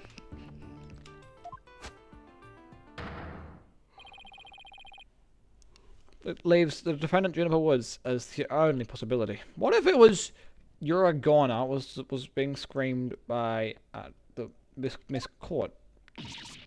No! Impressive. He has on the ropes, even before he begins even before cross-examinations. You can at least pretend to be upset for me. A splendid job, Fulbright. Hey. That could not be any clearer. feel free to anticipate a salary raise next month. I don't do this for money. It's all about just... Hey, Gumshoe was the one who needed the raise, and all he did was get whipped. And berated, my poor boy. But this guy does one thing correct, and gets a fucking pay rise. Nah, my boy's been stiffed. Injustice we trust. Not only a half-wit, but a perennial stick in the mud you are. I guess neither the carrot nor the stick works on Full Brother. Now, bailiff, please present our next witness to the stand. You mean our only witness? Ah, the fucking box lady. Box lady. So, our first witness is a box. Yep. Oi, get up there, you fuck! Gah!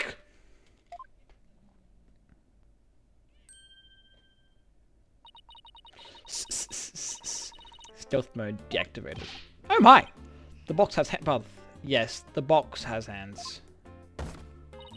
Smile, Your Honor. What the dickens? I've just had my picture taken. Miriam Scuttlebug, senior at the Legal Academy. I'm a reporter of the judge course. Juniper's been a bad girl. I'll tell you all about her crimes. Might I ask whether you could come out of that box? How will I get any more scripts if I blow my cover? The answer is no. After all, covert action is an undercover reporter's bread and butter. But testimony from a faceless person is highly irregular. A former ninja I met in the clink said that exposing those who work in the shadows is to pass the death sentence upon them. Oh my! I had never thought of it that way.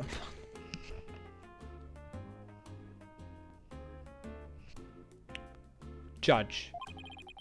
You can't just be fucking... Okay. Very well.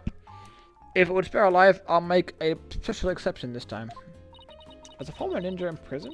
Holy Shinto. How can the judge believe this load of crock? I don't know. The fact that he's had his job for like 50 odd years is beyond me. Someone gotta fire this guy.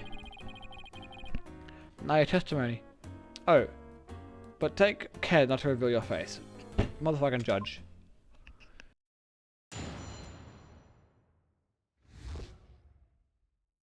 The similarity of the case and the script. The matter happened exactly like Juniper's mock trial script. Up until the night of the mock trial began, only Professor Court and Juniper knew the script's contents. Professor Court suddenly decided Professor Court suddenly decided not to use the script sparked Juniper's murder. What? No!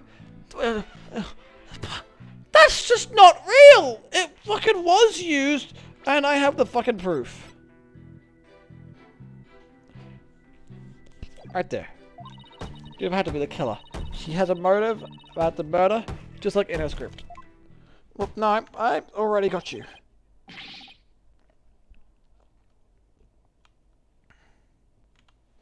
The murder is just like a script. Could such a thing be true? Compare a script to the murder case. Counting photos, then you'll see. This is so simple, even an ape poisoning as a descript old judge could understand. Only the victim and the defendant were privy to this script. Ergo, the defendant is the killer.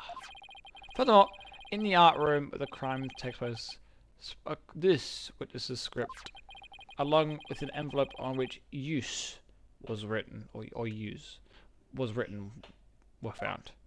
This proves that the accused script had been rejected the day before the mock trial. She pressed the victim to use her script, and an argument ensued. And then the fatal. That's just not what happened. No, it does not, because it was used, right? Or am I misunderstanding what they're saying? Because it was used. exactly like the script was done. Arrow. See, it was this. It was inserted, and then if you go to the art room, ball cart, this whole thing. After club was a good the quad, whole thing. Okay, this is the thing to prepare. Owl, arrow.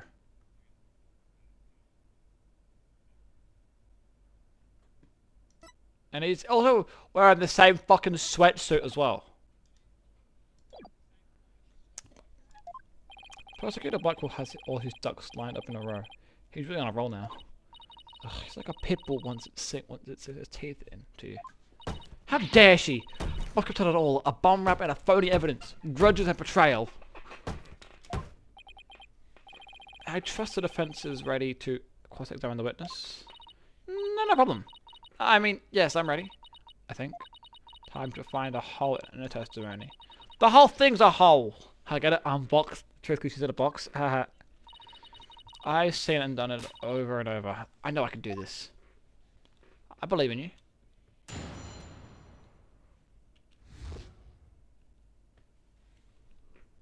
The survivors of this case and script. The murder happened exactly like Juniper's mock trial script. Up until the mock trial began. Oh wait, I forgot to be pressing shit. I'm just reading again. Sorry. Places where the script and case diverge. Cack. That's what the details.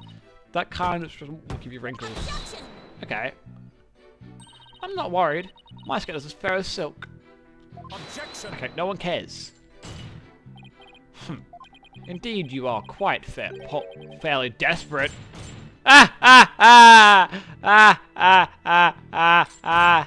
Even the bird laughs. That's very funny. Hey, what did you just say? But quickly turn that one around on you. What are you on? Clever comeback. Whoa, easy there, Athena. Now you listen to me. The two cases do, indeed, have their differences. For one, the tape hadn't yet been erected in the mock trial script. And in the actual case, there were signs indicating the victim's wrist had been bound.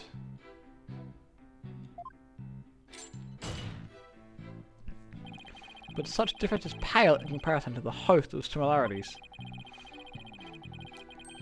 In any event, replicating the crime without knowledge of the script is an impossibility. You are right. Looks like I won't be passing this also as a coincidence. What a total burn. Try again, why don't you? Pawn of woods. And if that is, we've heard that about 8 billion times. I am pressing that. Sudden decision to not. This is just not real. I mean, this also, she seems to be. She was having it out for her. What did Juniper do to you? Anyone who saw the mock trial could have. Girl. Okay, you know what? After they saw the mock trial, they could have staged the body just like the script. Objection. That's just not possible. Weary is a trial which pit hawks against canary. What did you just say, girl? Relax. Haha, if you're so weary, you should try humping less.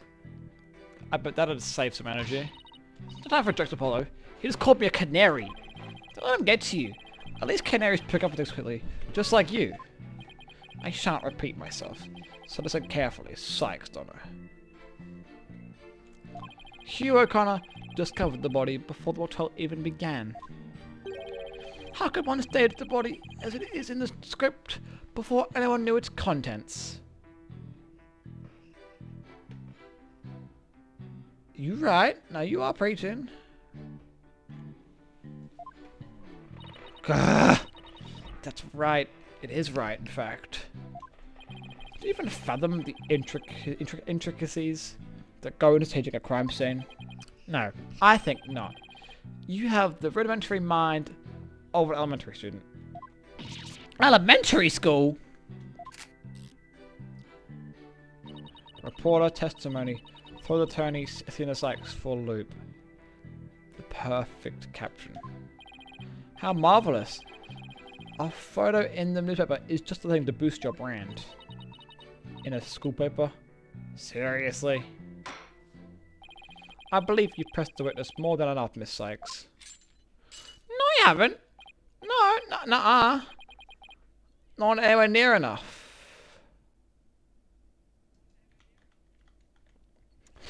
Now do you see how clear-cut my case is? Take it now. And in that fair, desperate mind of yours, etched it deep in so you may never forget.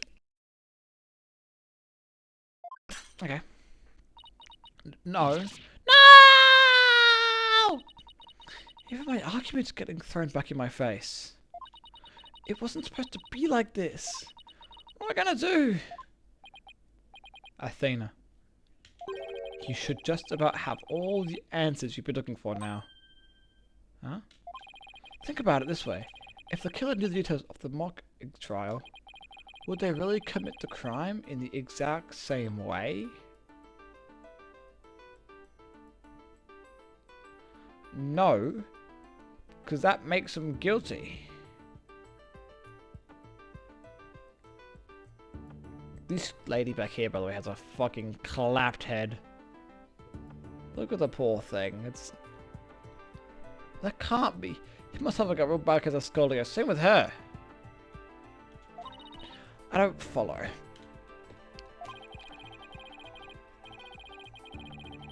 Try to place yourself in the killer's shoes. I bet you'll discover an inconsistency if you do. Ah! I get it! Thanks, Apollo.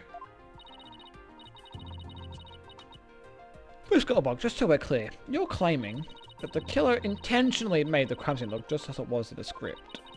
And that is beyond the shadow of a doubt, not a coincidence. Is that correct? No, duh!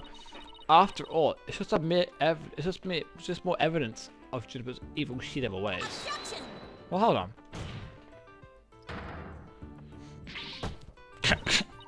What did I say? What did I say? Our client made the crime scene look just like the scripts, something known only to her. That would not be not just foolish, foolhardy, but completely irrational. What do you mean? Yes, Miss Sykes. Please tell this court what you mean by irrational. Well, okay, I'll tell you, Judge. Basically, if, just say, two people knew the script, right? And then she did the murder in the exact way the script says, then the logical conclusion would be, oh, only these two people could have known the script, and this person's dead, which means it has to have been the only other person who knew how the actions unfolded. Oh wait, exactly what's happening in this case. Objection. It wouldn't make any sense for Junior to mimic her purpose, because it would make her the leading culprit. The murder scene was the same as it was in the mock trial script. That, in and of itself, is irrational. What's wrong with them being the same? Yes, Miss Sykes. Care to explain what you mean? Okay, let's say, for argument's sake, that Miss Woods is the killer.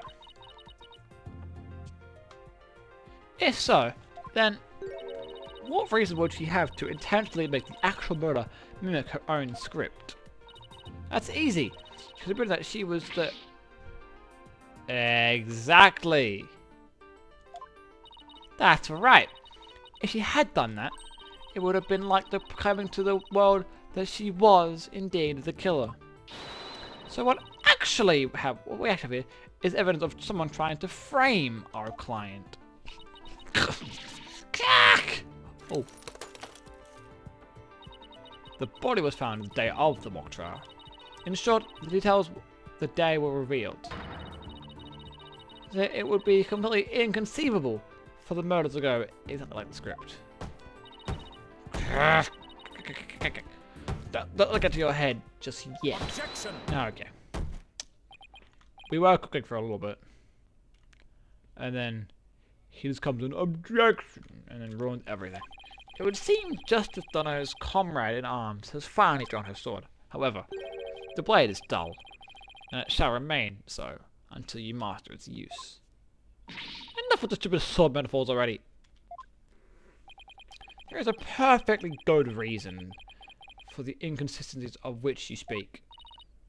Reason? What reason? Must I spell out? Must I spell out everything? You are what people call today high maintenance. Damn. The accused had intended to stop the mock trial, and in that event, nary a soul would have been the wiser to the similarities of the case and script. Objection! No. The mock trial was after the body was accidentally discovered. Objection! Okay. Our witness was here, also discovered the body. Oh, fucking course she did. In fact, she was led to our dearly departed professor by the accused herself. What? Miss Scottlebug saw the body too? Precisely. And with the discovery of the body, the mock trial ought to have been cancelled. Wait, so you didn't call the police? Nope. I kept a secret for my big scoop. You can't do that! I made her pay long and hard penance for her sin. Turn up, my little box top. Ew. Compared to the look of a war correspondent, the sheer terror of that was... Ah! Jeez. I wonder what the samurai did to her. Look at all the holes in her box. And spin it like a top while the full bright cackled in delight. That sounds more nauseating than scary. Enough jabbering! Witness, continue your testimony. Sure, Mr. Samurai. I'm ready to finish off that little she-devil.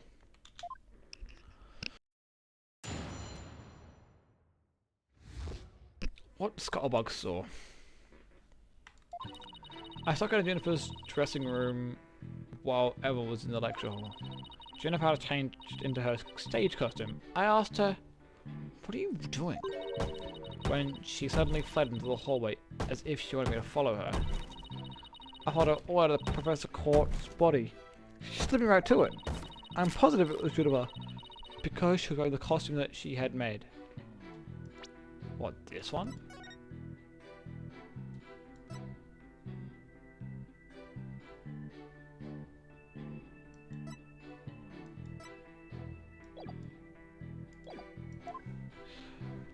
Hold it. Why'd you withhold such key testimony? What's that supposed to mean?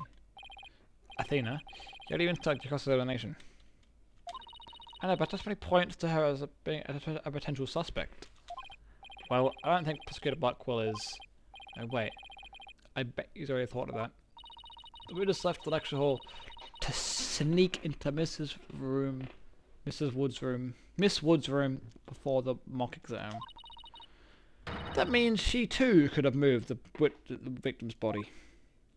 The prosecution's claim no longer has any ground to stand on. It's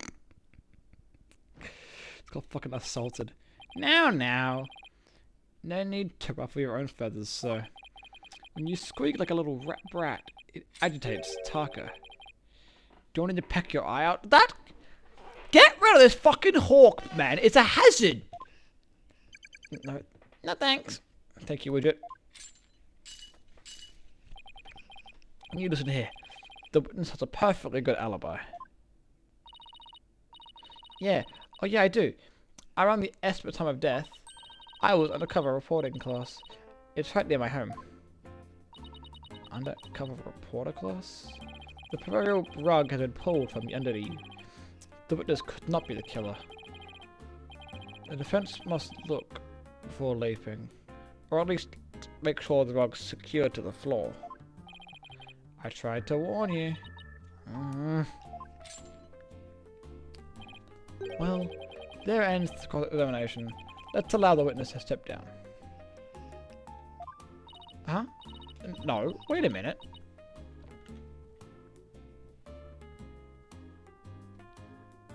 Okay. The defense has no right to cause elimination of after that little spectacle.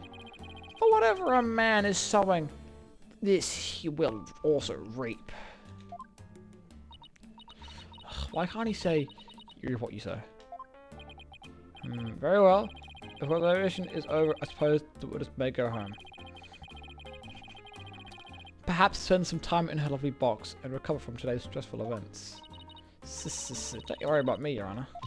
There's no rest for the wicked, or journalists either. My third eye is always eyeing a scoop.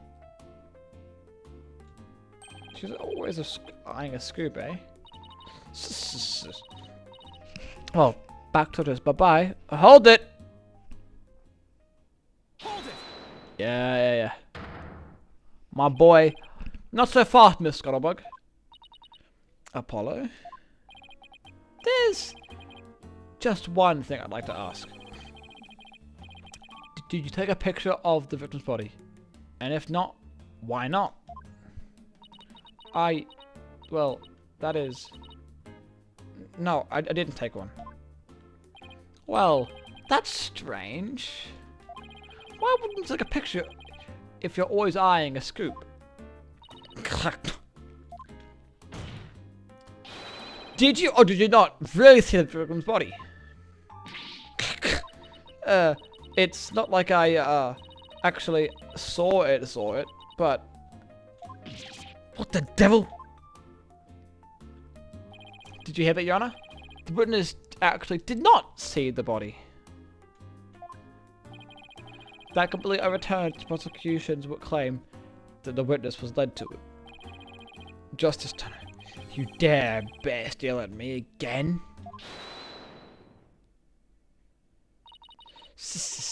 Nice try, boy wonder. So what if I didn't see the body? The fact remains that Juniper led me there. Feast your eyes on this. What am I looking at here? It's a crucial moment, forever frozen in time by my miracle third eye. The photo clearly shows... No. Because it had constellations on it. Oh, no, in the dark, the paint will shine through the holes. Okay. No, but the constellations should have just been seen anyway.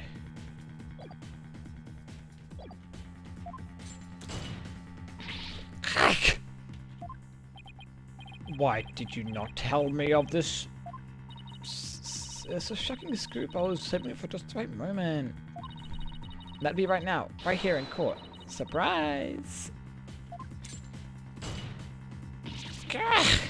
What did I do? Oh, Journal kept the script secret until the right moment. She's pretty brave for hiding it from Blackwell. Indeed. Or pretty stupid. Well, this is an unexpected turn. Athena, about this picture. See how it only shows the back of the subject? Ah, so then... Right, who does what this photo shows Juniper in the first place? Objection! Okay. A completely irrelevant point.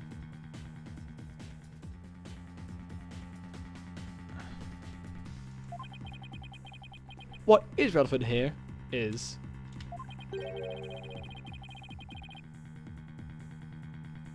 there was somebody who did try to lead the witness to the body. Yep, that is what we have established. That is correct. Take a gander at this. Hey, that's what I say. Hey, get your own line, motherfucker. The route by which the accused escaped. The witness pursued the accused this way after she fled the dressing room.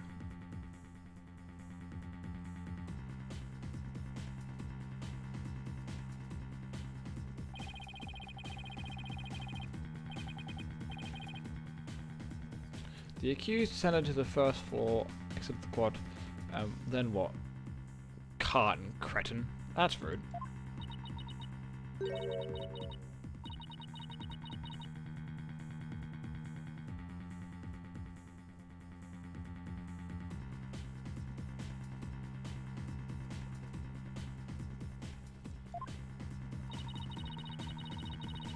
She stayed under the box, under her box, even while running from someone. Sounds difficult.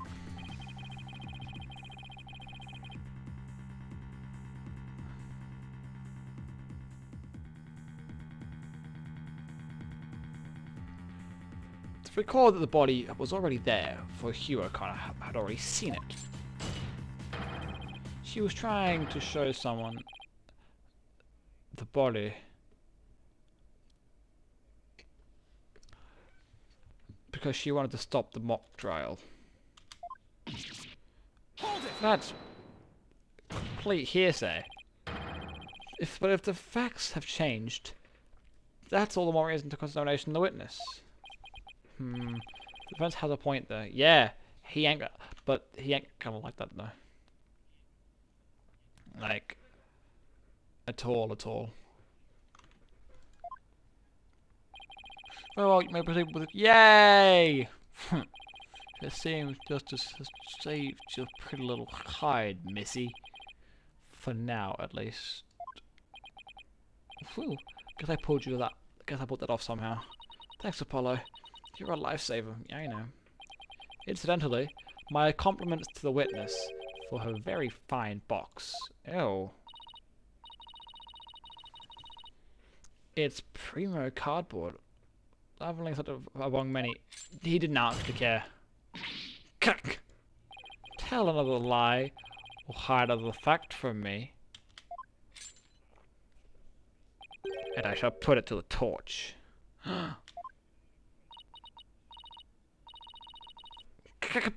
Please, anything but that.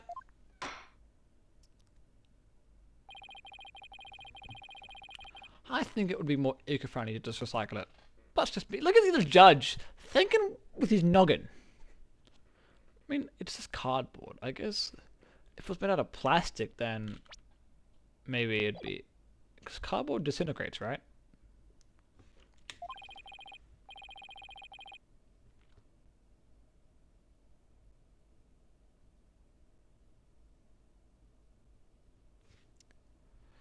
Okay.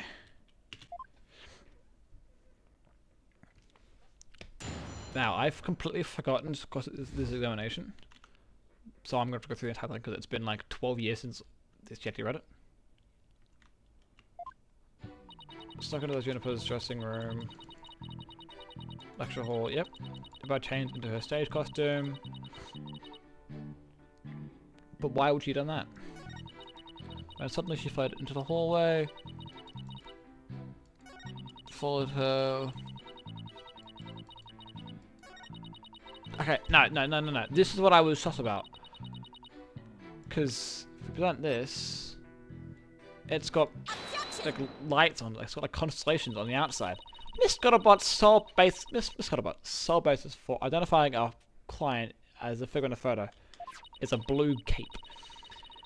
It shows someone in Miss Wood's stage costume.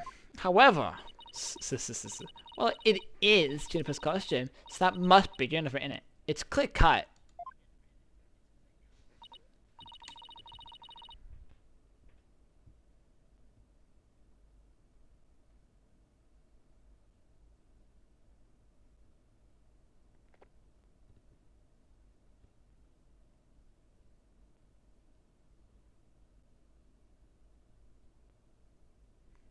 Okay. My mother's messaging me. She's buying me groceries for some reason. I don't know why, but she's the best.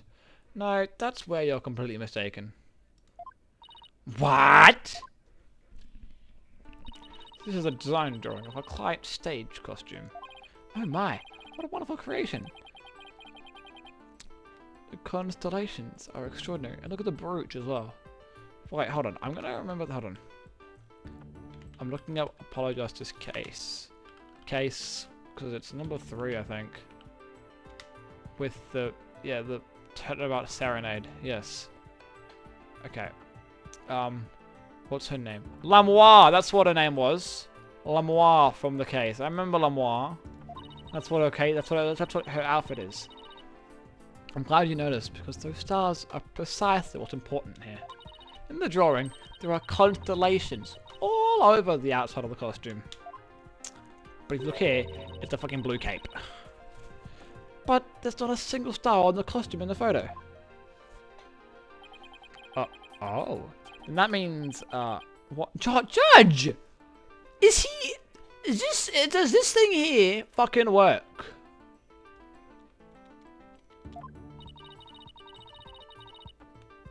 Your Honor, there are no other blue costumes at the scene, which led me to believe that's... Oh, look at that. That's a different case, by the way. That the figure in the photo was wearing our client's costume inside out. Fucking dumbass. But why would Miss Woods make that? Because it wasn't her. Well, it's not really a matter of why. It's how. Brother, who made the mistake of putting it inside out? I'm not suggesting. That's right. I'm glad you're catching on. The costume designer wouldn't put her own costume on inside out. Ah!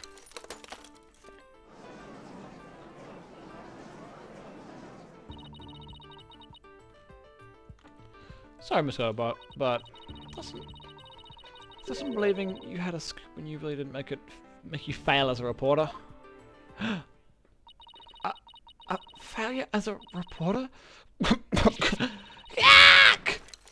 Oh no. Oh. Oh! I saw her face. Why, hello, Miss Scuttlebutt. So nice to meet the woman beneath the box. Yeah, she's pretty. You didn't see nothing. Objection! Now, I would have you stop right there, Psych Stunner. Stop badgering the witness. For it is the why of the matter upon which I would have this court focus. What do you mean? Miss Juniper Woods. Yeah, oh, she's here. Yes? What were you doing on the morning of this mock trial? I was in my dressing room, painting my costume in fluorescent paint. Fluorescent paint? My design drawing shows twinkling stars on the costume. I was gonna make the costume shimmer like that painting by painting the inside fluorescent. What? Judge? Fluoride? Did your costume have Yes, Judge. Her costume has cavities. Not fluoride, you dumbass. Fluorescent, as in glowing. The paint will make it glow in the dark. Yes, you apply that to the inside of the costume. And then I let it dry for a while because I heard it takes a long time.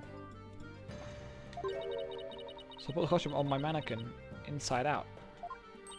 Inside out? So then, this is a photograph of the inside out costume taken in the dark. You see her handprints. As you can see, there's a heavy layer of paint over the entire inside surface.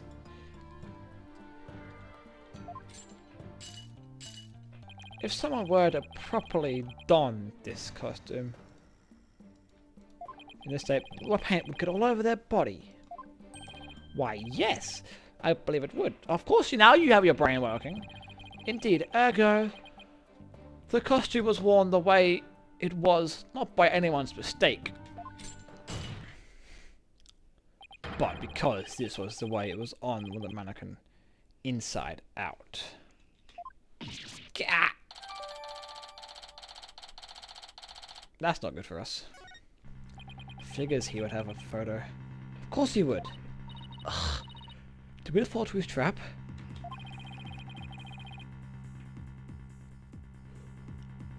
Yeah, I bet Buckle had it all planned out. Still, I think you should give this photo a nice long look. Oh, please tell me you found something that doesn't add up. I mean, check out the chest area. It looks kind of like handprints to me. Hey, you're right! But you would know better than anyone to touch it while the paint was still wet. Objection! I believe the term to describe your thought process is wishful thinking. After all, if master painters make mistakes, why not rank amateurs such as the accused? Objection! So basically, you're saying my claim requires evidence to back it up. Yeah, I mean, that is normally how court cases go.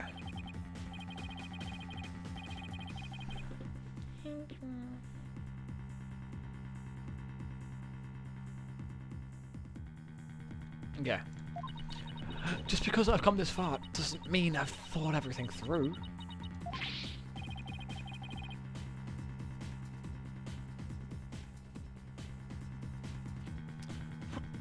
What? You mean you've just been bluffing? Classic Phoenix Wright style.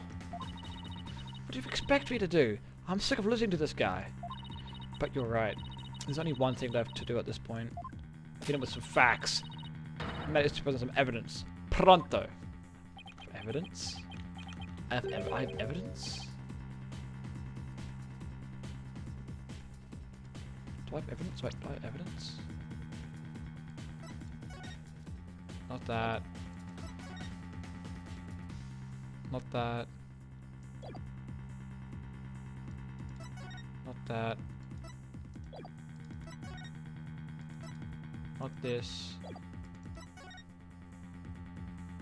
Whoa! Whoa! Whoa! Whoa! Whoa! Hold the fucking phone for a minute.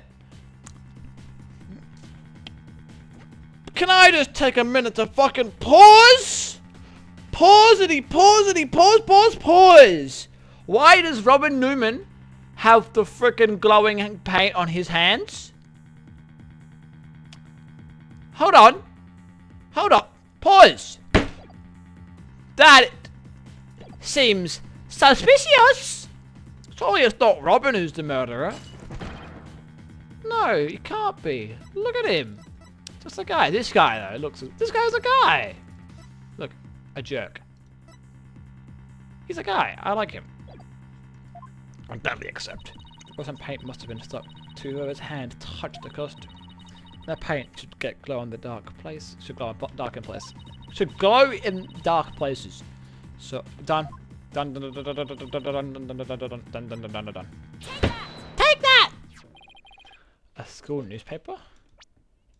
Yes. Interesting. Indeed it is. Take a look at the photo where the lights are dimmed on the spotlighters on Miss Woods, please. Observe Mr. Newman's hands in the photo as he stands at the prosecutor's bench. As you can see, it's glowing, just like Miss Wood's fluorescent paint. It is glowing. Quite brightly, I might add. But why would he put fluorescent paint on his hands just for the mock trial, you may ask? The answer is he wouldn't. Not on purpose. It got there. Where did he put the costume on? Oh. Oh? I mean, oh! That means... What? Okay. I have to hold this judge's hands and walk him through the fucking thing. It means that the figure photographed in the costume was not our client. It was her classmate, Robin Newman. What? I think you were actually able to prove that. Well, you don't know what's going to happen next. That's the thrill of the courtroom. So then... Does that mean... No. No, Robin is our man? Definitely not. Robin doesn't have a mean bone in his body. Well, that's certainly how it looks.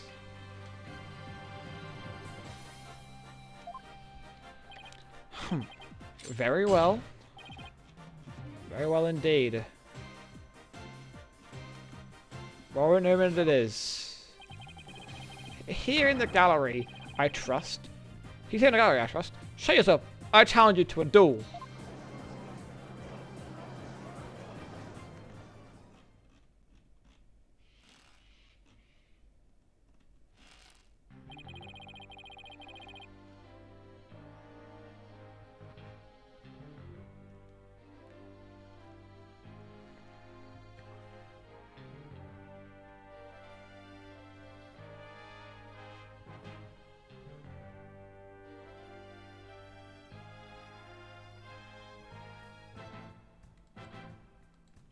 Okay.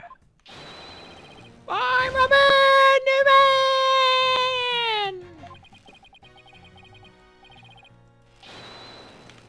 I want to become a great artist! I practice all day and day! Yeah!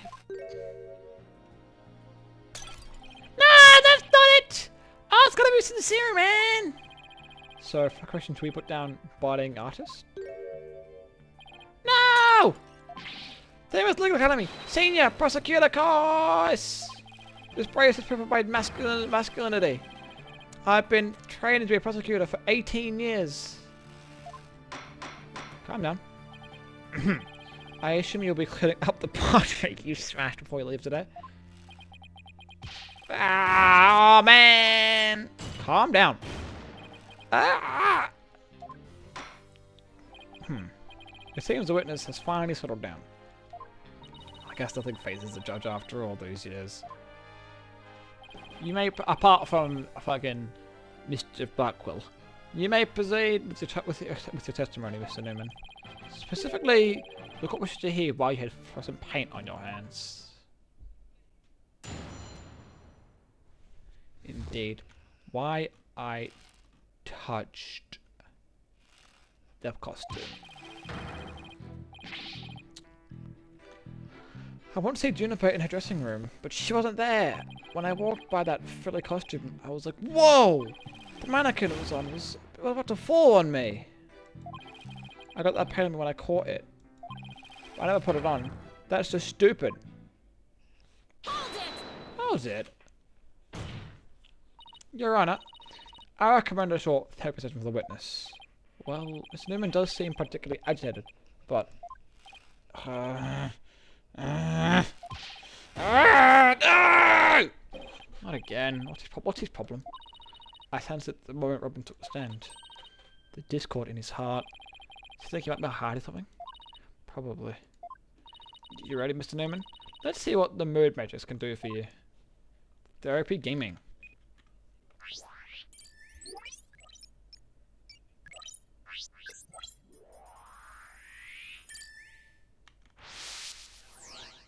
Alright.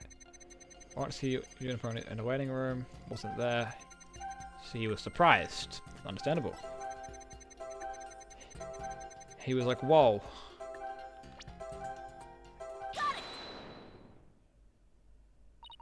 When you mentioned the stage costume, I suddenly sensed a powerful feeling of joy. Would you care to explain, Mr. Newman? Wait, what? Why would a fully scarf thing and a long skirt make me feel like that? I don't know.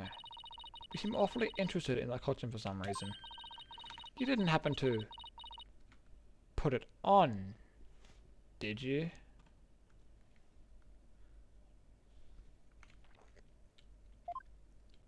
Like I'd be into that kind of thing. I'm a dude, and I'm into braces.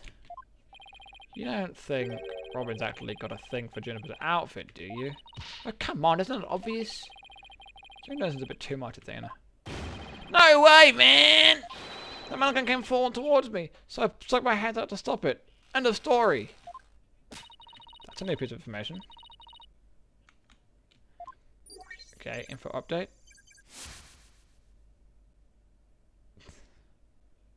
Unlikely. You're not that update. Something just doesn't feel right here. Previous statement. Just what really happened.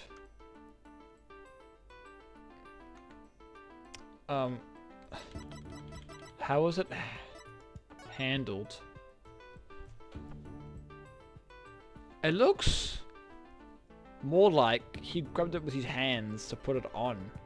Like if I grab my jumper, that's how I grab my jumper that I'm wearing right now.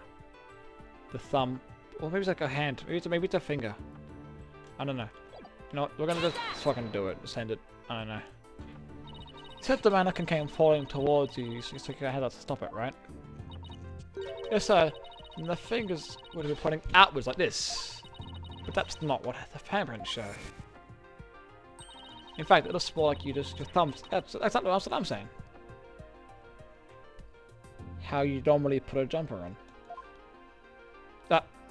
No, why in the world would I leave such a weird handprint? You know why. You did them when you went to adjust the scarf after pulling it on. Like that. Just like the model in this drawing. Whoa! Why don't you just admit it, Mr. Newman? You did put the same costume on, didn't you? You really do like Miss Wood's clothes, don't you? Fine. I meant to put in the costume on. But I don't like girly clothes. Man. Hey, buddy. Nothing wrong with girly clothes.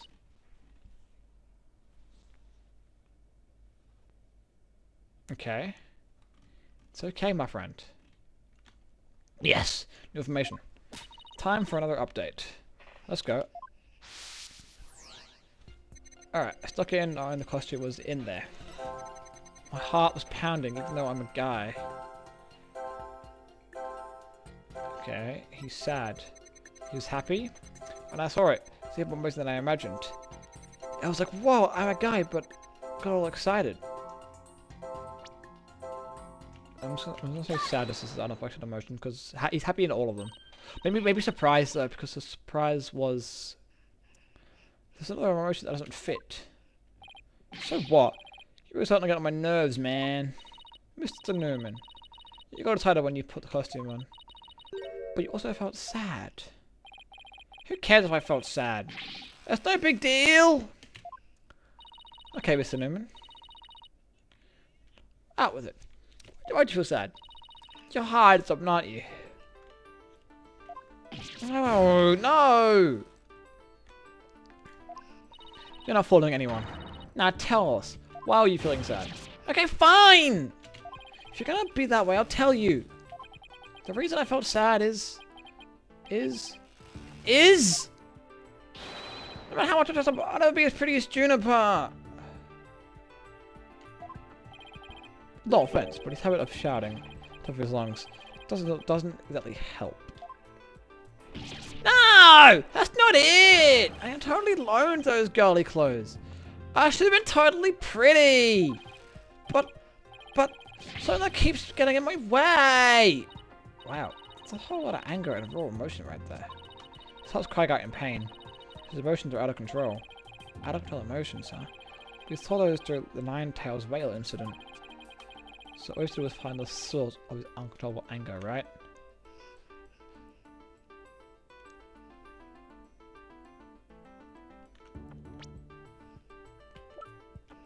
Okay. Right. Help me look for a conflict between his statements and the images we see. If we can find that, we can wrestle him away from whatever's tormenting him. Mr. Newman said that there's something getting away with him being pretty. I always look pretty. So that's, I don't know, I can't relate. Something that doesn't go with girly clothes. What could it be? The braces that he wears? These? But I'll testify, man. What are you yelling for? Calm down. There's a really masculine... Oh, shit. He's pissed. I thought another costume was there. My heart was pounding. Even though I'm a guy. I don't know why you have to emphasize that you're a guy. We know you're a guy, buddy. It's true, I felt a powerful feeling when I saw that long frilly scarf. I admit it, I wore girly clothes. New info. When I pulled this hood over my head, it was totally dressed up like a girl. So we're looking for the source of his anger. Alright, conflict of his testimony will most likely arise from his emotional response. Let's compare the images to his testimony. we might find the problem that way. So it's probably the information. If I like a diva. The brace, probably, right? Mr. Newman, you felt a great deal of anger towards your brace, didn't you? Don't you? Is that what you feel is holding you back from being as pretty as you think you should be? Huh? What? Mr. Newman, truth is, you really want to take that brace off, don't you? No way, man. This is a bit of my masculinity. I could never take it off. Is it that you can't take it off? Or that you don't want to take it off? Oh man, I should have kept my big mouth shut. This is really weird, a little bit. He expressed anger towards his brace. What he calls it a symbol of masculinity. But he can't take it off. Not even when he's trying to look pretty. What could be at the root of his complicated relationship with his brace? I have a feeling we're on the verge of uncovering an earth-shattering secret. Athena, you okay? It seems Robin is still hiding a secret. A big one. Bigger than the fact he's secretly jealous of Juniper's looks? Yes. At least, I think so. No. Are you gonna tell me that our boy is actually our girl instead? If you're gonna tell me that our boy is actually... I just saw something, and it's totally insane. Mr. Newman? What? Oh, I'm onto your little secret. If I'm correct, it's not very little at all. It's huge. Sounds completely insane. But if this, you know, I'm gonna save just in case. If this comes out to be true, that's fucking crazy. You're a girl, aren't you? Mr. Newman, or should I say, Miss Newman? No fucking way. You are, and always have been, a girl. What? Have you lost the plot, Athena? Oh my goodness. No, I'm completely serious. I don't have any direct evidence. But that's what Robin's heart is shouting out, loud and clear. Hold it! I still think you totally lost it. I mean, Robin breathes testosterone. How could he possibly be a she? I, for one, haven't lived in a girl who chats like a maniac all the time. Oh. I've seen plenty of witnesses in my day. But if he's a she, then she's the most convincing actress I've ever encountered. Therefore, let me pass my fellow victims. Robert Newman is without a question a man. Okay. Oh. You are now truly just as Donno's equal in one area. You are just equally insane. Never in the history of his planet has there been a finer specimen of the masculine spirit. Oh my goodness.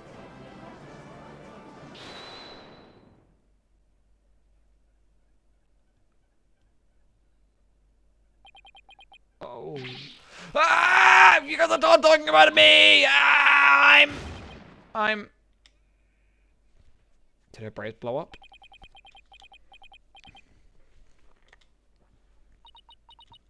What's going on? She's losing it. Ah!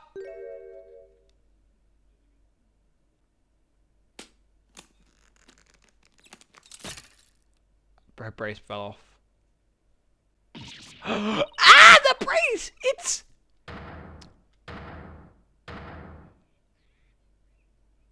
Oh, she is a girl! Miss Sykes. No, allow me to call you Athena. I wanted to keep this a secret at all costs. But no. What? No way! Surely this must be some kind of jest. Nope, it's for real. I'm a girl, body and soul. If you don't believe me, I'll give you a P-E-E-K. A P-E-E-K. Critical hit. As if! What an amazing transformation.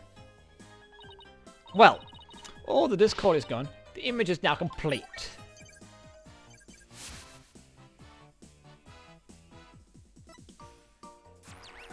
There we go.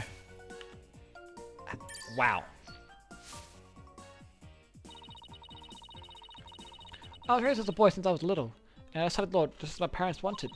But now this living lie has pinned me to the ground. It's... Ah! It's just blown to smithereens by you, Athena! I want to be a prosecutor. I'm gonna be an artist! Yay! He's so happy. What a cutie. Order! Order! What a shocking development. He really did turn out to be a she. Eek! Why am I looking at me like that? I feel like a movie star or something. What a transformation. But no paparazzi, please. I like my privacy. Okay. Rah! No pixel you ever got it, man! Am I just imagining things? Or have I been even more hyped out than when he was a she? I don't know. Maybe it's because she's finally got her troubles off her chest. Literally. Real? This is all go well and good. But does he being a she actually do anything? The fact that the witness is actually a girl does change things. Because there's a bit of evidence that must reevaluate. Very well. Let's see what the defense has for. I don't accuse her.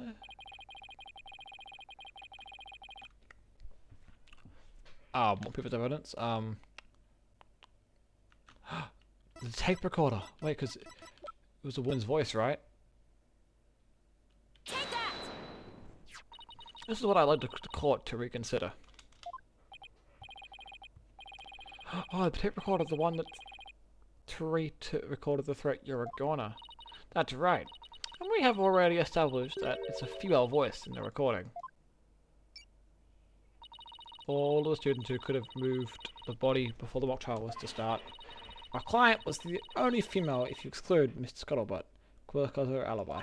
And that is why the tape recorder made our client the prime suspect. So then... That's right. The witness just revealed that that she is a girl. Therefore, if we're using the voice in this recording as a basis for hurling accusations, this witness must be labeled a suspect too. Oh no! Oh no! Wow. What a sudden turn of events. You've done it! You've finally found a hole in one of the prosecution's key pieces of evidence. Yeah, but wow, that was a lot of work for a single one. Objection! Okay. No, that's hasty now. You were forgetting that only one person here was privy to the script. There you go, Miss Juniper Woods is still the prime suspect. Miss Newman hid the fact that she was a girl, both at the crime scene and in court. I'd say that puts her in camp suspicious. Eek, that's the way, Athena! How can you keep being a killer? I mean, I'm just a weak, innocent little girl. Just thinking about that murder makes me... Okay, well... Objection! Suspicious as suspicious does. Undoubtedly, the witness does have some sort of connection to this crime. Correct? Perhaps our newfound lady is merely feigning ignorance.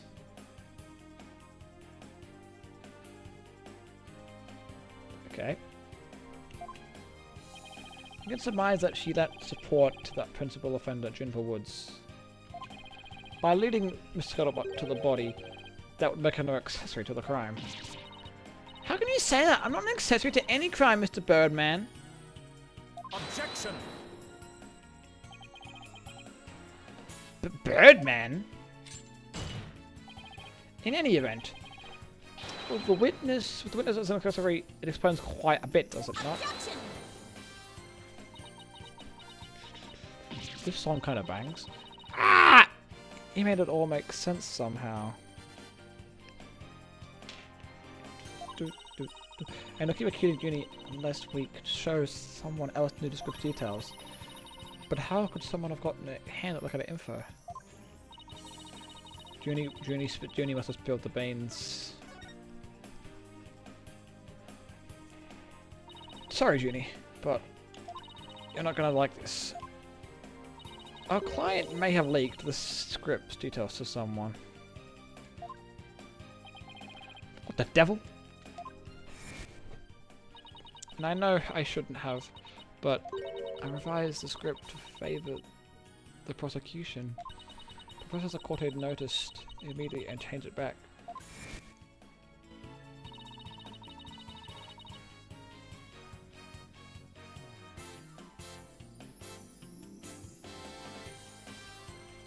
Miss Woods did not want Hugh O'Connor to win the mock trial. That's why I believe she leaked details to witness Robert Newman. I get it. If Robin won, Hugh wouldn't be able to confess to Juniper. Right. She knew it was probably trying to keep their friendship from being awkward. How could you, Tina? What a bunch of bull! I never heard a word about the script from Juniper. Never. Objection! Okay. You sure? Can you look in the eyes and swear you didn't? B-A-D. Bad, Athena. You didn't have any evidence! Dead again. Actually, you might have just the thing. Really? Yeah. One of them's lines I read when we were reenacting the mock trial. Here's a shot of the crime scene. Ironically, it was Professor Court who posed as the corpse. Her forehead. How did the mock trial participants react to this photo? Mr. Newman was surprised by what Professor Court was wearing.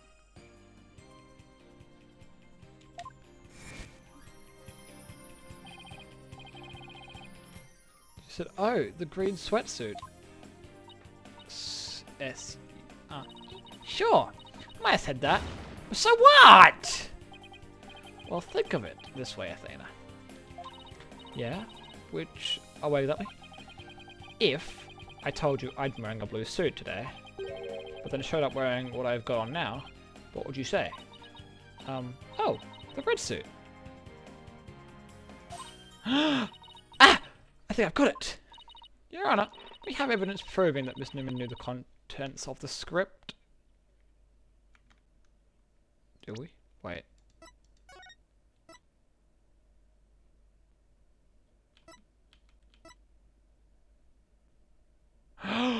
Wait. Sweatsuit. The victim's outfit will be a red one from the prosecutor's course. Why did I not notice that? The defense moves to present said evidence to the court. Very well, Miss Sykes, present away.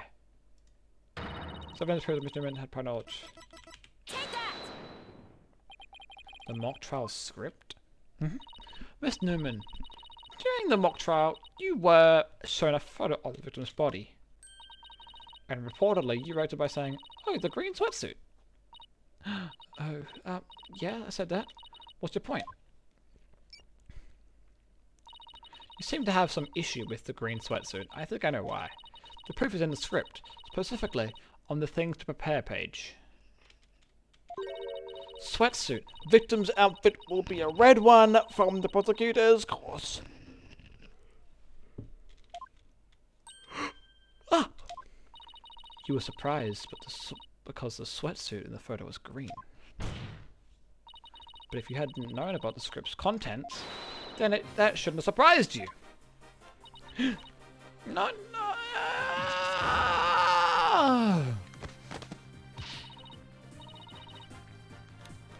thought we were friends, Athena. How could I have been so blind? In light of her privileged knowledge, I'm able to declare Miss Newman a suspect, Your Honor. You what? Objection. She objected. If no unscripted else makes me a suspect, then there must be others beside me. I mean, someone else could have also seen Professor Court's note. Note? What note? The Professor and Juniper were working together to prepare for the mock trial. But only one copy of the script was made to prevent it from being leaked. That gets kind of inconvenient, right? You're not seriously going to suggest. Eek! But it's the truth! Professor Court did do exactly what you're thinking. She didn't write down any of the proceedings or truth behind the case. But she did write a note to herself about the props and details about the victims. B-O-D-Y. Is this really true, Miss Newman? If you don't believe me, send the police over to my house. Tell them to check the pictures on my camera. I thought it might give me an advantage. So I took a picture of the note. I'd say she's telling the truth. Wait a sec. And there's a note with the details about the body. That means there are others who could have made murder look like our client's script. Yes, I believe you're right. Apparently, this case isn't as clear-cut as Professor Blackquill would have us believe. This new revelation blasts a big fat hole in the prosecution's case. Oh-ho! Objection. Okay. Bully for you, Missy. Don't go thinking this spells victory. And why not? The battle is still young. My blade is now fully drawn. Between it and my next witness, your life will be forfeit. So put away your sword, yeah. And show me what you are truly capable of if you wish to live. Don't you want it? Don't worry, I'm gonna bring it. Yeah, we are.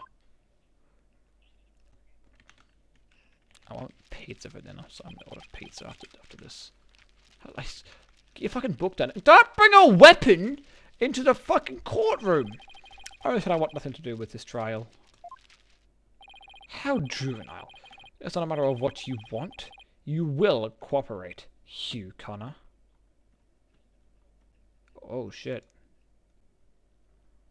I haven't had Pizza Hut in like fucking a millennia. By the way. It's just so mid. Anyway. Sorry. I'll do it later.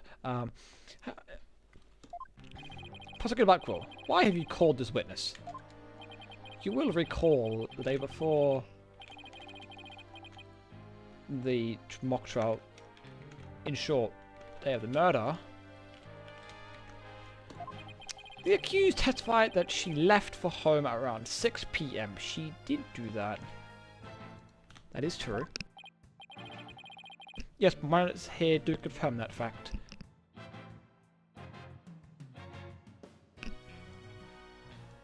The pizza closes at 2 AM on Friday? Holy shit. Awesome. My notes here do confirm that fact, yes. Right. Our client wasn't at school at the time of death, so she couldn't be. Objection. No objection. Yeah, that was but a fallacious lie. Or am I mistaken, golden boy? I'm not intention of saying anything more. Now, if you'll excuse me. Hold! I'm not through with you yet. It seems I am the rogue prosecutor has it out for me. Leave, and we might just discuss you know what. No, wait! One little statement and Mr. Cool loses it? What's all that about? I changed my mind. I'll stay and testify. Dude. You sure, Mr. O'Connor?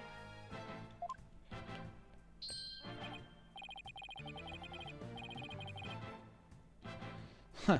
The word of a genius is as good as gold. Let's get on with this. Yes, let's get on with it, in fact. Fine. Just testimony then, if you will. You're up against the top of the class now. I'd be careful if I were you.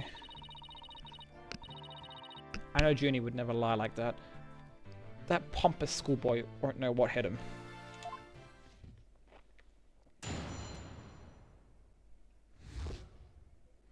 Around time of the murder. I'm meant to get prepared for the mock trial. You were at, yeah, 7:15 up to the main building. I saw Juniper. We didn't say much as we passed by each other. She seemed her usual self. That's it. If anything else you'd like to ask? No, I'm good. I feel like asking any more is gonna just hurt me more than it will do me good.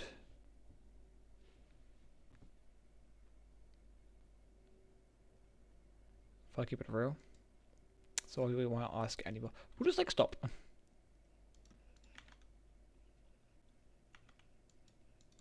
Did my game just crash? It did. Wonderful.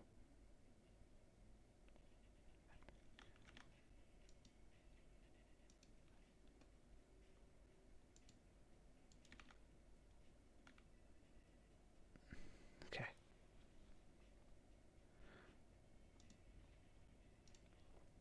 Hopefully it auto-saved, eh? Because I fucking shit just crashed. Hopefully it auto-saved. Please say it auto-saved. When did I get that? So, 6:20. It's 2 hours. It's fine, we're back. I know it has auto-save quite frequently. I hope it's not just too far.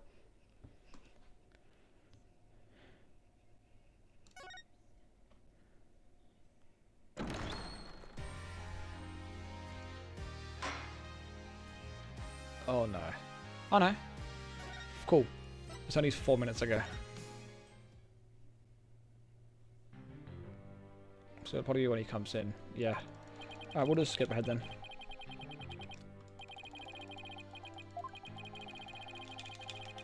I want to just do as much fast forwarding as I can. We're back after technical difficulties. Objection!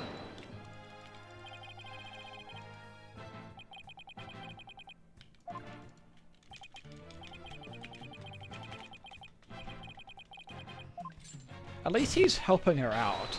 I don't know. I can't tell if this guy is the murderer or not. I was so confident for the last 3.5 hours. But now I think that's suspicious. That there. But the rest of it, I don't know. Seems normal.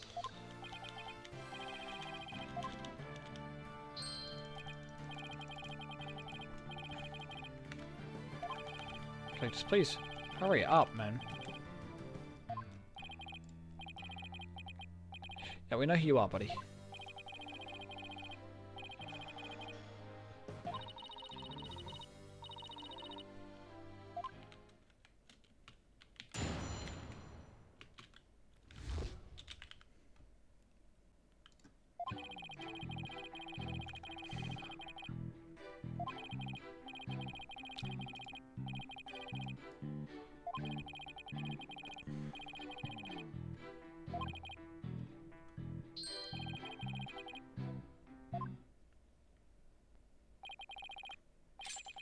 Well done, golden boy. There we go. Huh. Final bell rings at 7, which at what point Kevin says a desolate place. Now you record the tape recorder. 7:10. Dark hours of this heinous crime. Do you have any proof of that? That is the final bell ring in a school place special broadcast when the clocks are at 7. Your voice on the tape appears 10 minutes after that broadcast. Kill her until the school is empty to spring her devious and deadly trap. That's... yeah, not the best.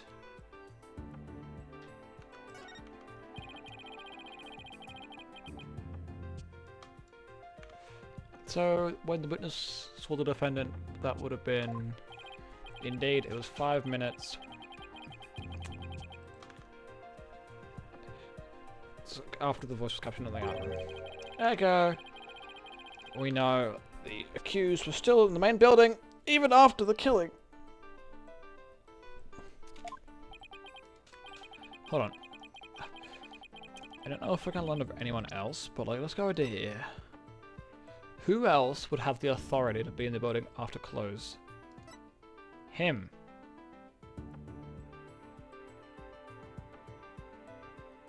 I don't think it's him, but he fits the bill.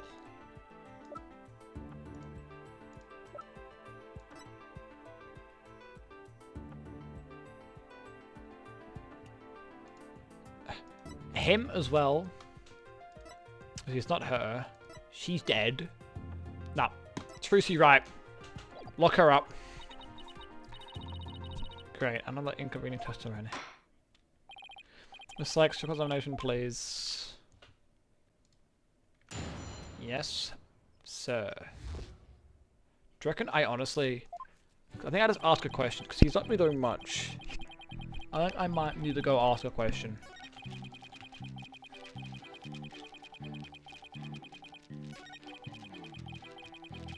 I think I might just have to ask a question. I don't know what question to ask, but I think I press this statement. Oh, alright. I'll take you up on your kind offer. I expected this much. So go ahead, ask away. Mr. O'Connor, I wanted to ask you is... How did you prep? Because Robin had a photo. So I want to see if you know anything. What were we doing on the 23rd? Also! No, because also... No, wrong one. Speak with O'Connor on 23rd. Meet with Hugh about report. That's a lie then. It's an easy one.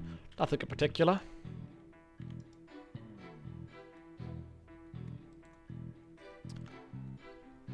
Okay. Nothing at all. You didn't help with preparations? Huh.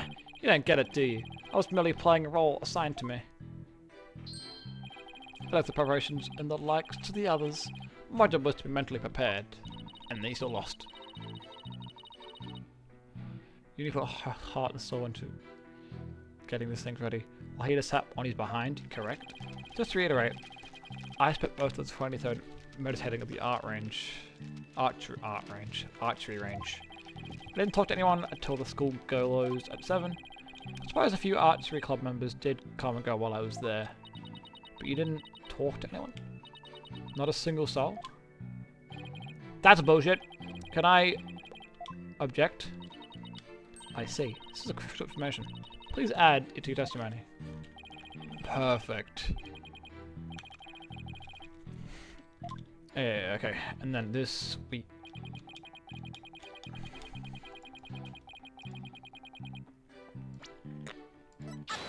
Real, not real. So you didn't talk to anybody on October 23rd? You sure about that? Huh. I already told you. My word is as good as a gold. No, sir. Okay then. How do you explain this? And don't spare any details. Sorry. Never seen that before. This is the victim's planner. She recorded all her plans in great detail. Take a look at this page here. It reads 23rd. Meet with Hugh and important. Do you find that interesting? What? Where'd you get that? The key word here is important, you say. You say you were at the archery range all day. But you also said a few students came and went while you were there. That doesn't sound like a great place for an important talk. But you take everyone was possible activity before the mock trial. Where could they have possibly had a private conversation? I thought about that too. The situation changes after the last bell. What's this now? The school's empty. The witness stayed after the last bell. In order to have a private talk with the victim. Am I right, Mr. O'Connor? That's just insane. Okay. I'm sorry?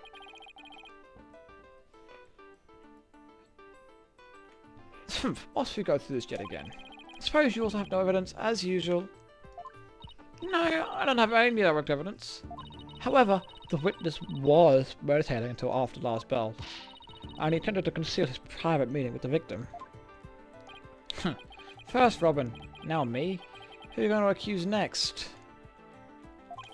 You're just another unscrumptious attorney looking to get ahead. Don't let me get you. He's definitely hiding something. I mean, he was supposed to meet with the victim around her at the time of death. I do still believe it's him. With most of my heart. I have my suspicions about Robin, but no, not him. Definitely not her. That's more accurate. Hugh seems just as guilty. These three are the only possible suspects after all. Mr. O'Connor, answer me this. Did you meet with Professor Court that day?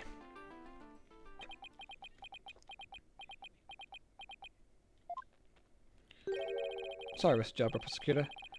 I don't mean to say thunder, but I've got something to say. If it will save you some trouble, then by all means, speak away.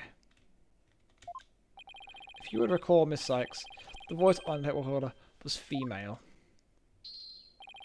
Knowing that, I'd like you to explain how I could possibly be a suspect. Oh.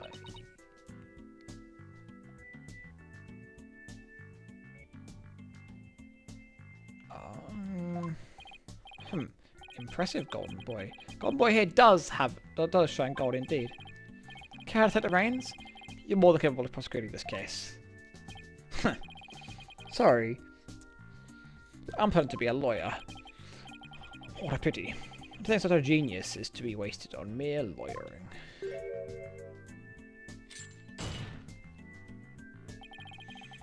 At last, you remember this here, Sykes, Donner. Time to refute Golden Boy's statement. And prove that you're the young prodigy worthy of the badge on your label. Could he lay any more pressure on? The voice is unmistakably female, so there's no point in arguing about that. Yeah, you're right. In which case, what if it's the victim? That's what I said before.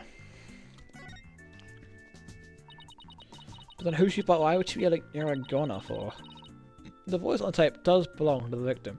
That's the only thing that makes sense. Objection! Okay.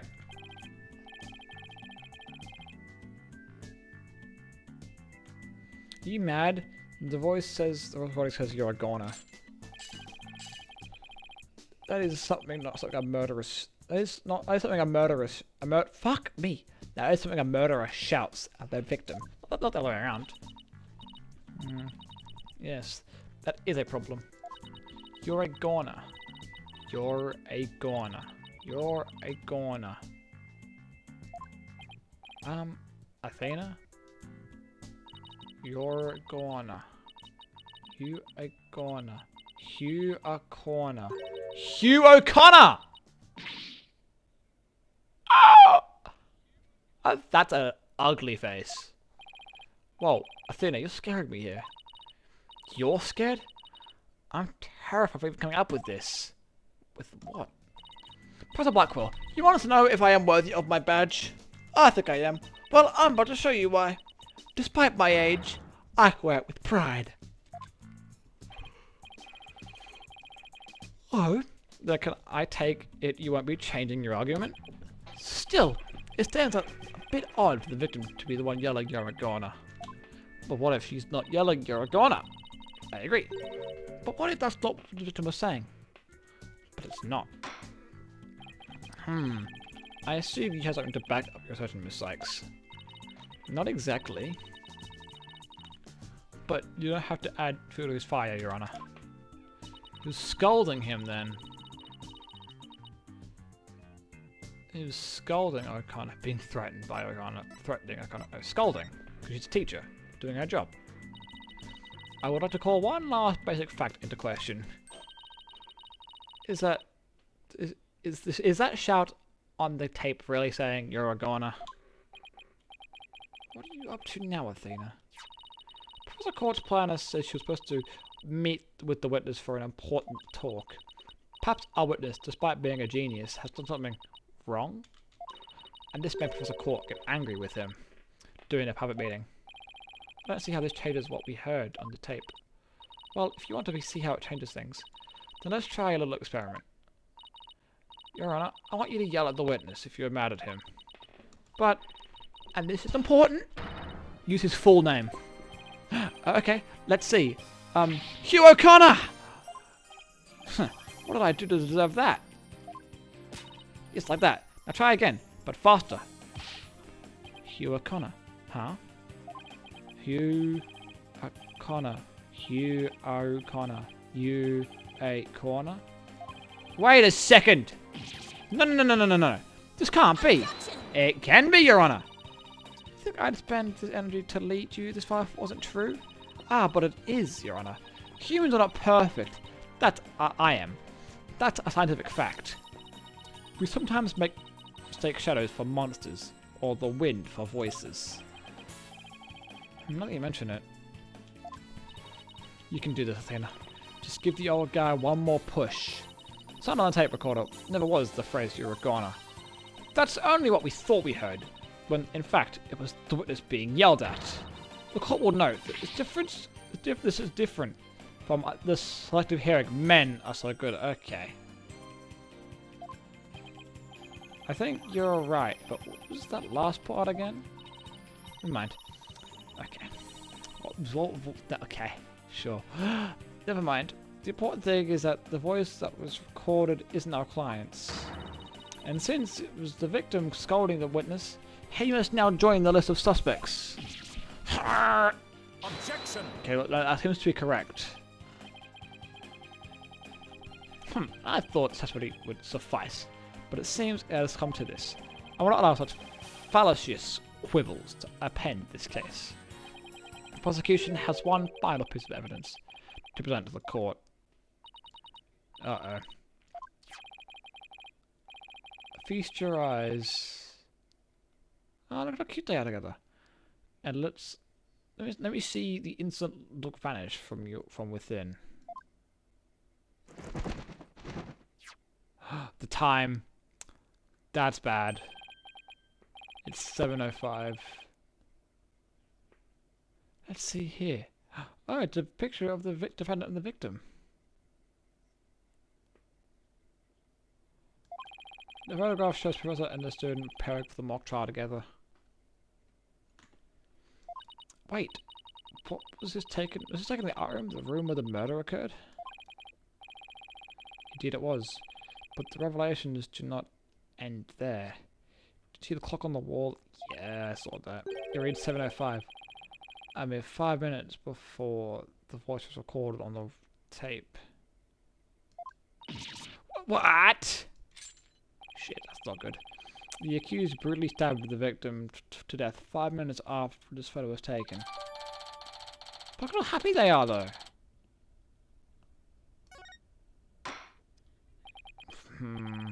Seems the defendant's culpability in the crime is quite obvious now. Ginny was with her at court just 5 minutes before she was murdered. What now? That's very what's the word? Fucking awful for our case. We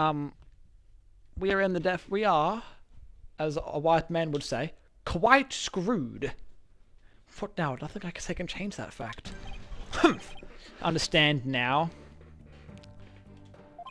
You can believe in your client all you wish. Try as you might. Such misplaced faith will inevitably be cut down before the cruel, steely blade of truth. That sounded so close to a naughty word that I cannot say.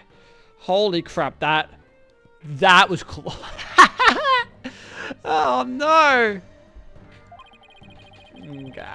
So most of the that sounded sauce. I'd be willing to wager that your defense isn't what they desire. But I became a lawyer so I could. You still fail to understand. After so much pain and defeat, the court, not the playyards of little children dressed as lawyers. Before you break your back in failure, run along home and grow up. Ah! Oh no. We're defeated here. If he thinks I'm giving up now, he's got another thing coming. I have to find my inner strength if I ever have to save him. Who are you saving? But I can't think of any way to strike back. Both the times that when lawyers have to force their bigger smile. It's impossible. How can I smile under these circumstances? Even if I forced it. This is better than bad. Who knew Blackwell had that one waiting in the wings? Why didn't the summary just present it at the beginning? Wait. Maybe this was his real plan. Well, you're just trying to show me how weak and powerless I am? Maybe he's right, because I really haven't got a clue. Who's the real killer? Who murdered Professor Constance Court? Robin Newman, a girl who had been forced to live a lie as a guy? Or was it Hugh O'Connor, the honours student, who had met with Professor Court? There seems to be little reason to debate the definition any longer. It is time for the verdict has come. Objection! Hold on.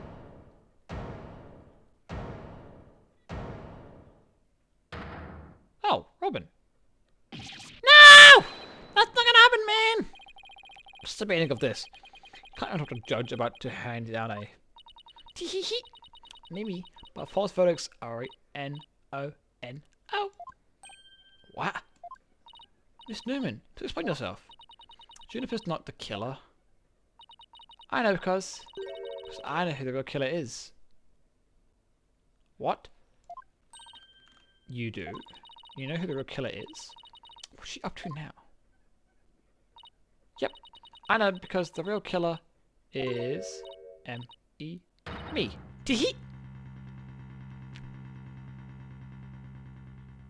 I don't believe you. I don't believe you.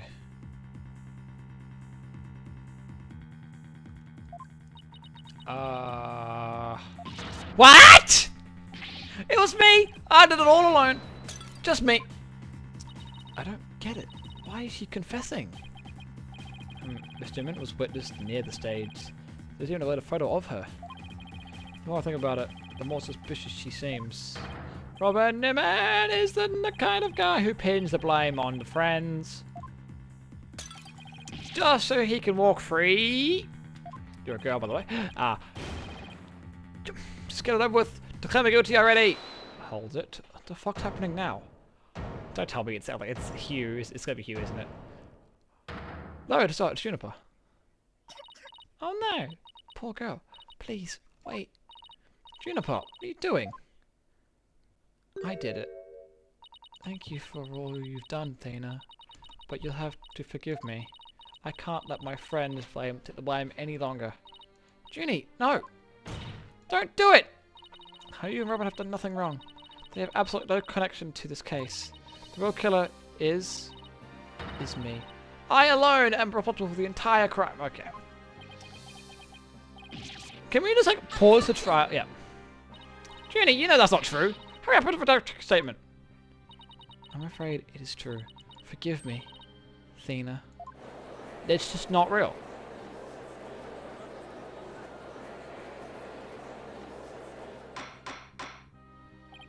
Order! Order!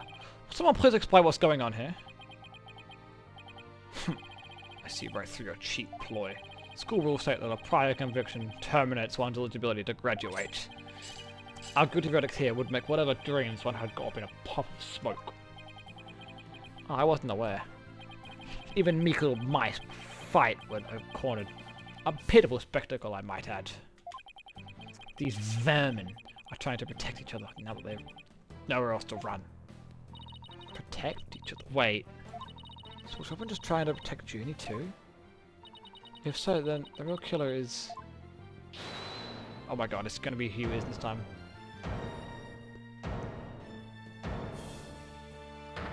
For fuck's sake. This whole thing's a joke. Uh-oh, now it's Hugh's turn. What? What's wrong with these kids? What's wrong with kids these days? I know what to cross your mind, Miss Sykes. You think I'm the killer, don't you? Wow, he's a genius. He even knows what you're thinking. I think it's about time I told you the truth. And I'll even get right to the point. It was me. I did it. Aha! Wait. What?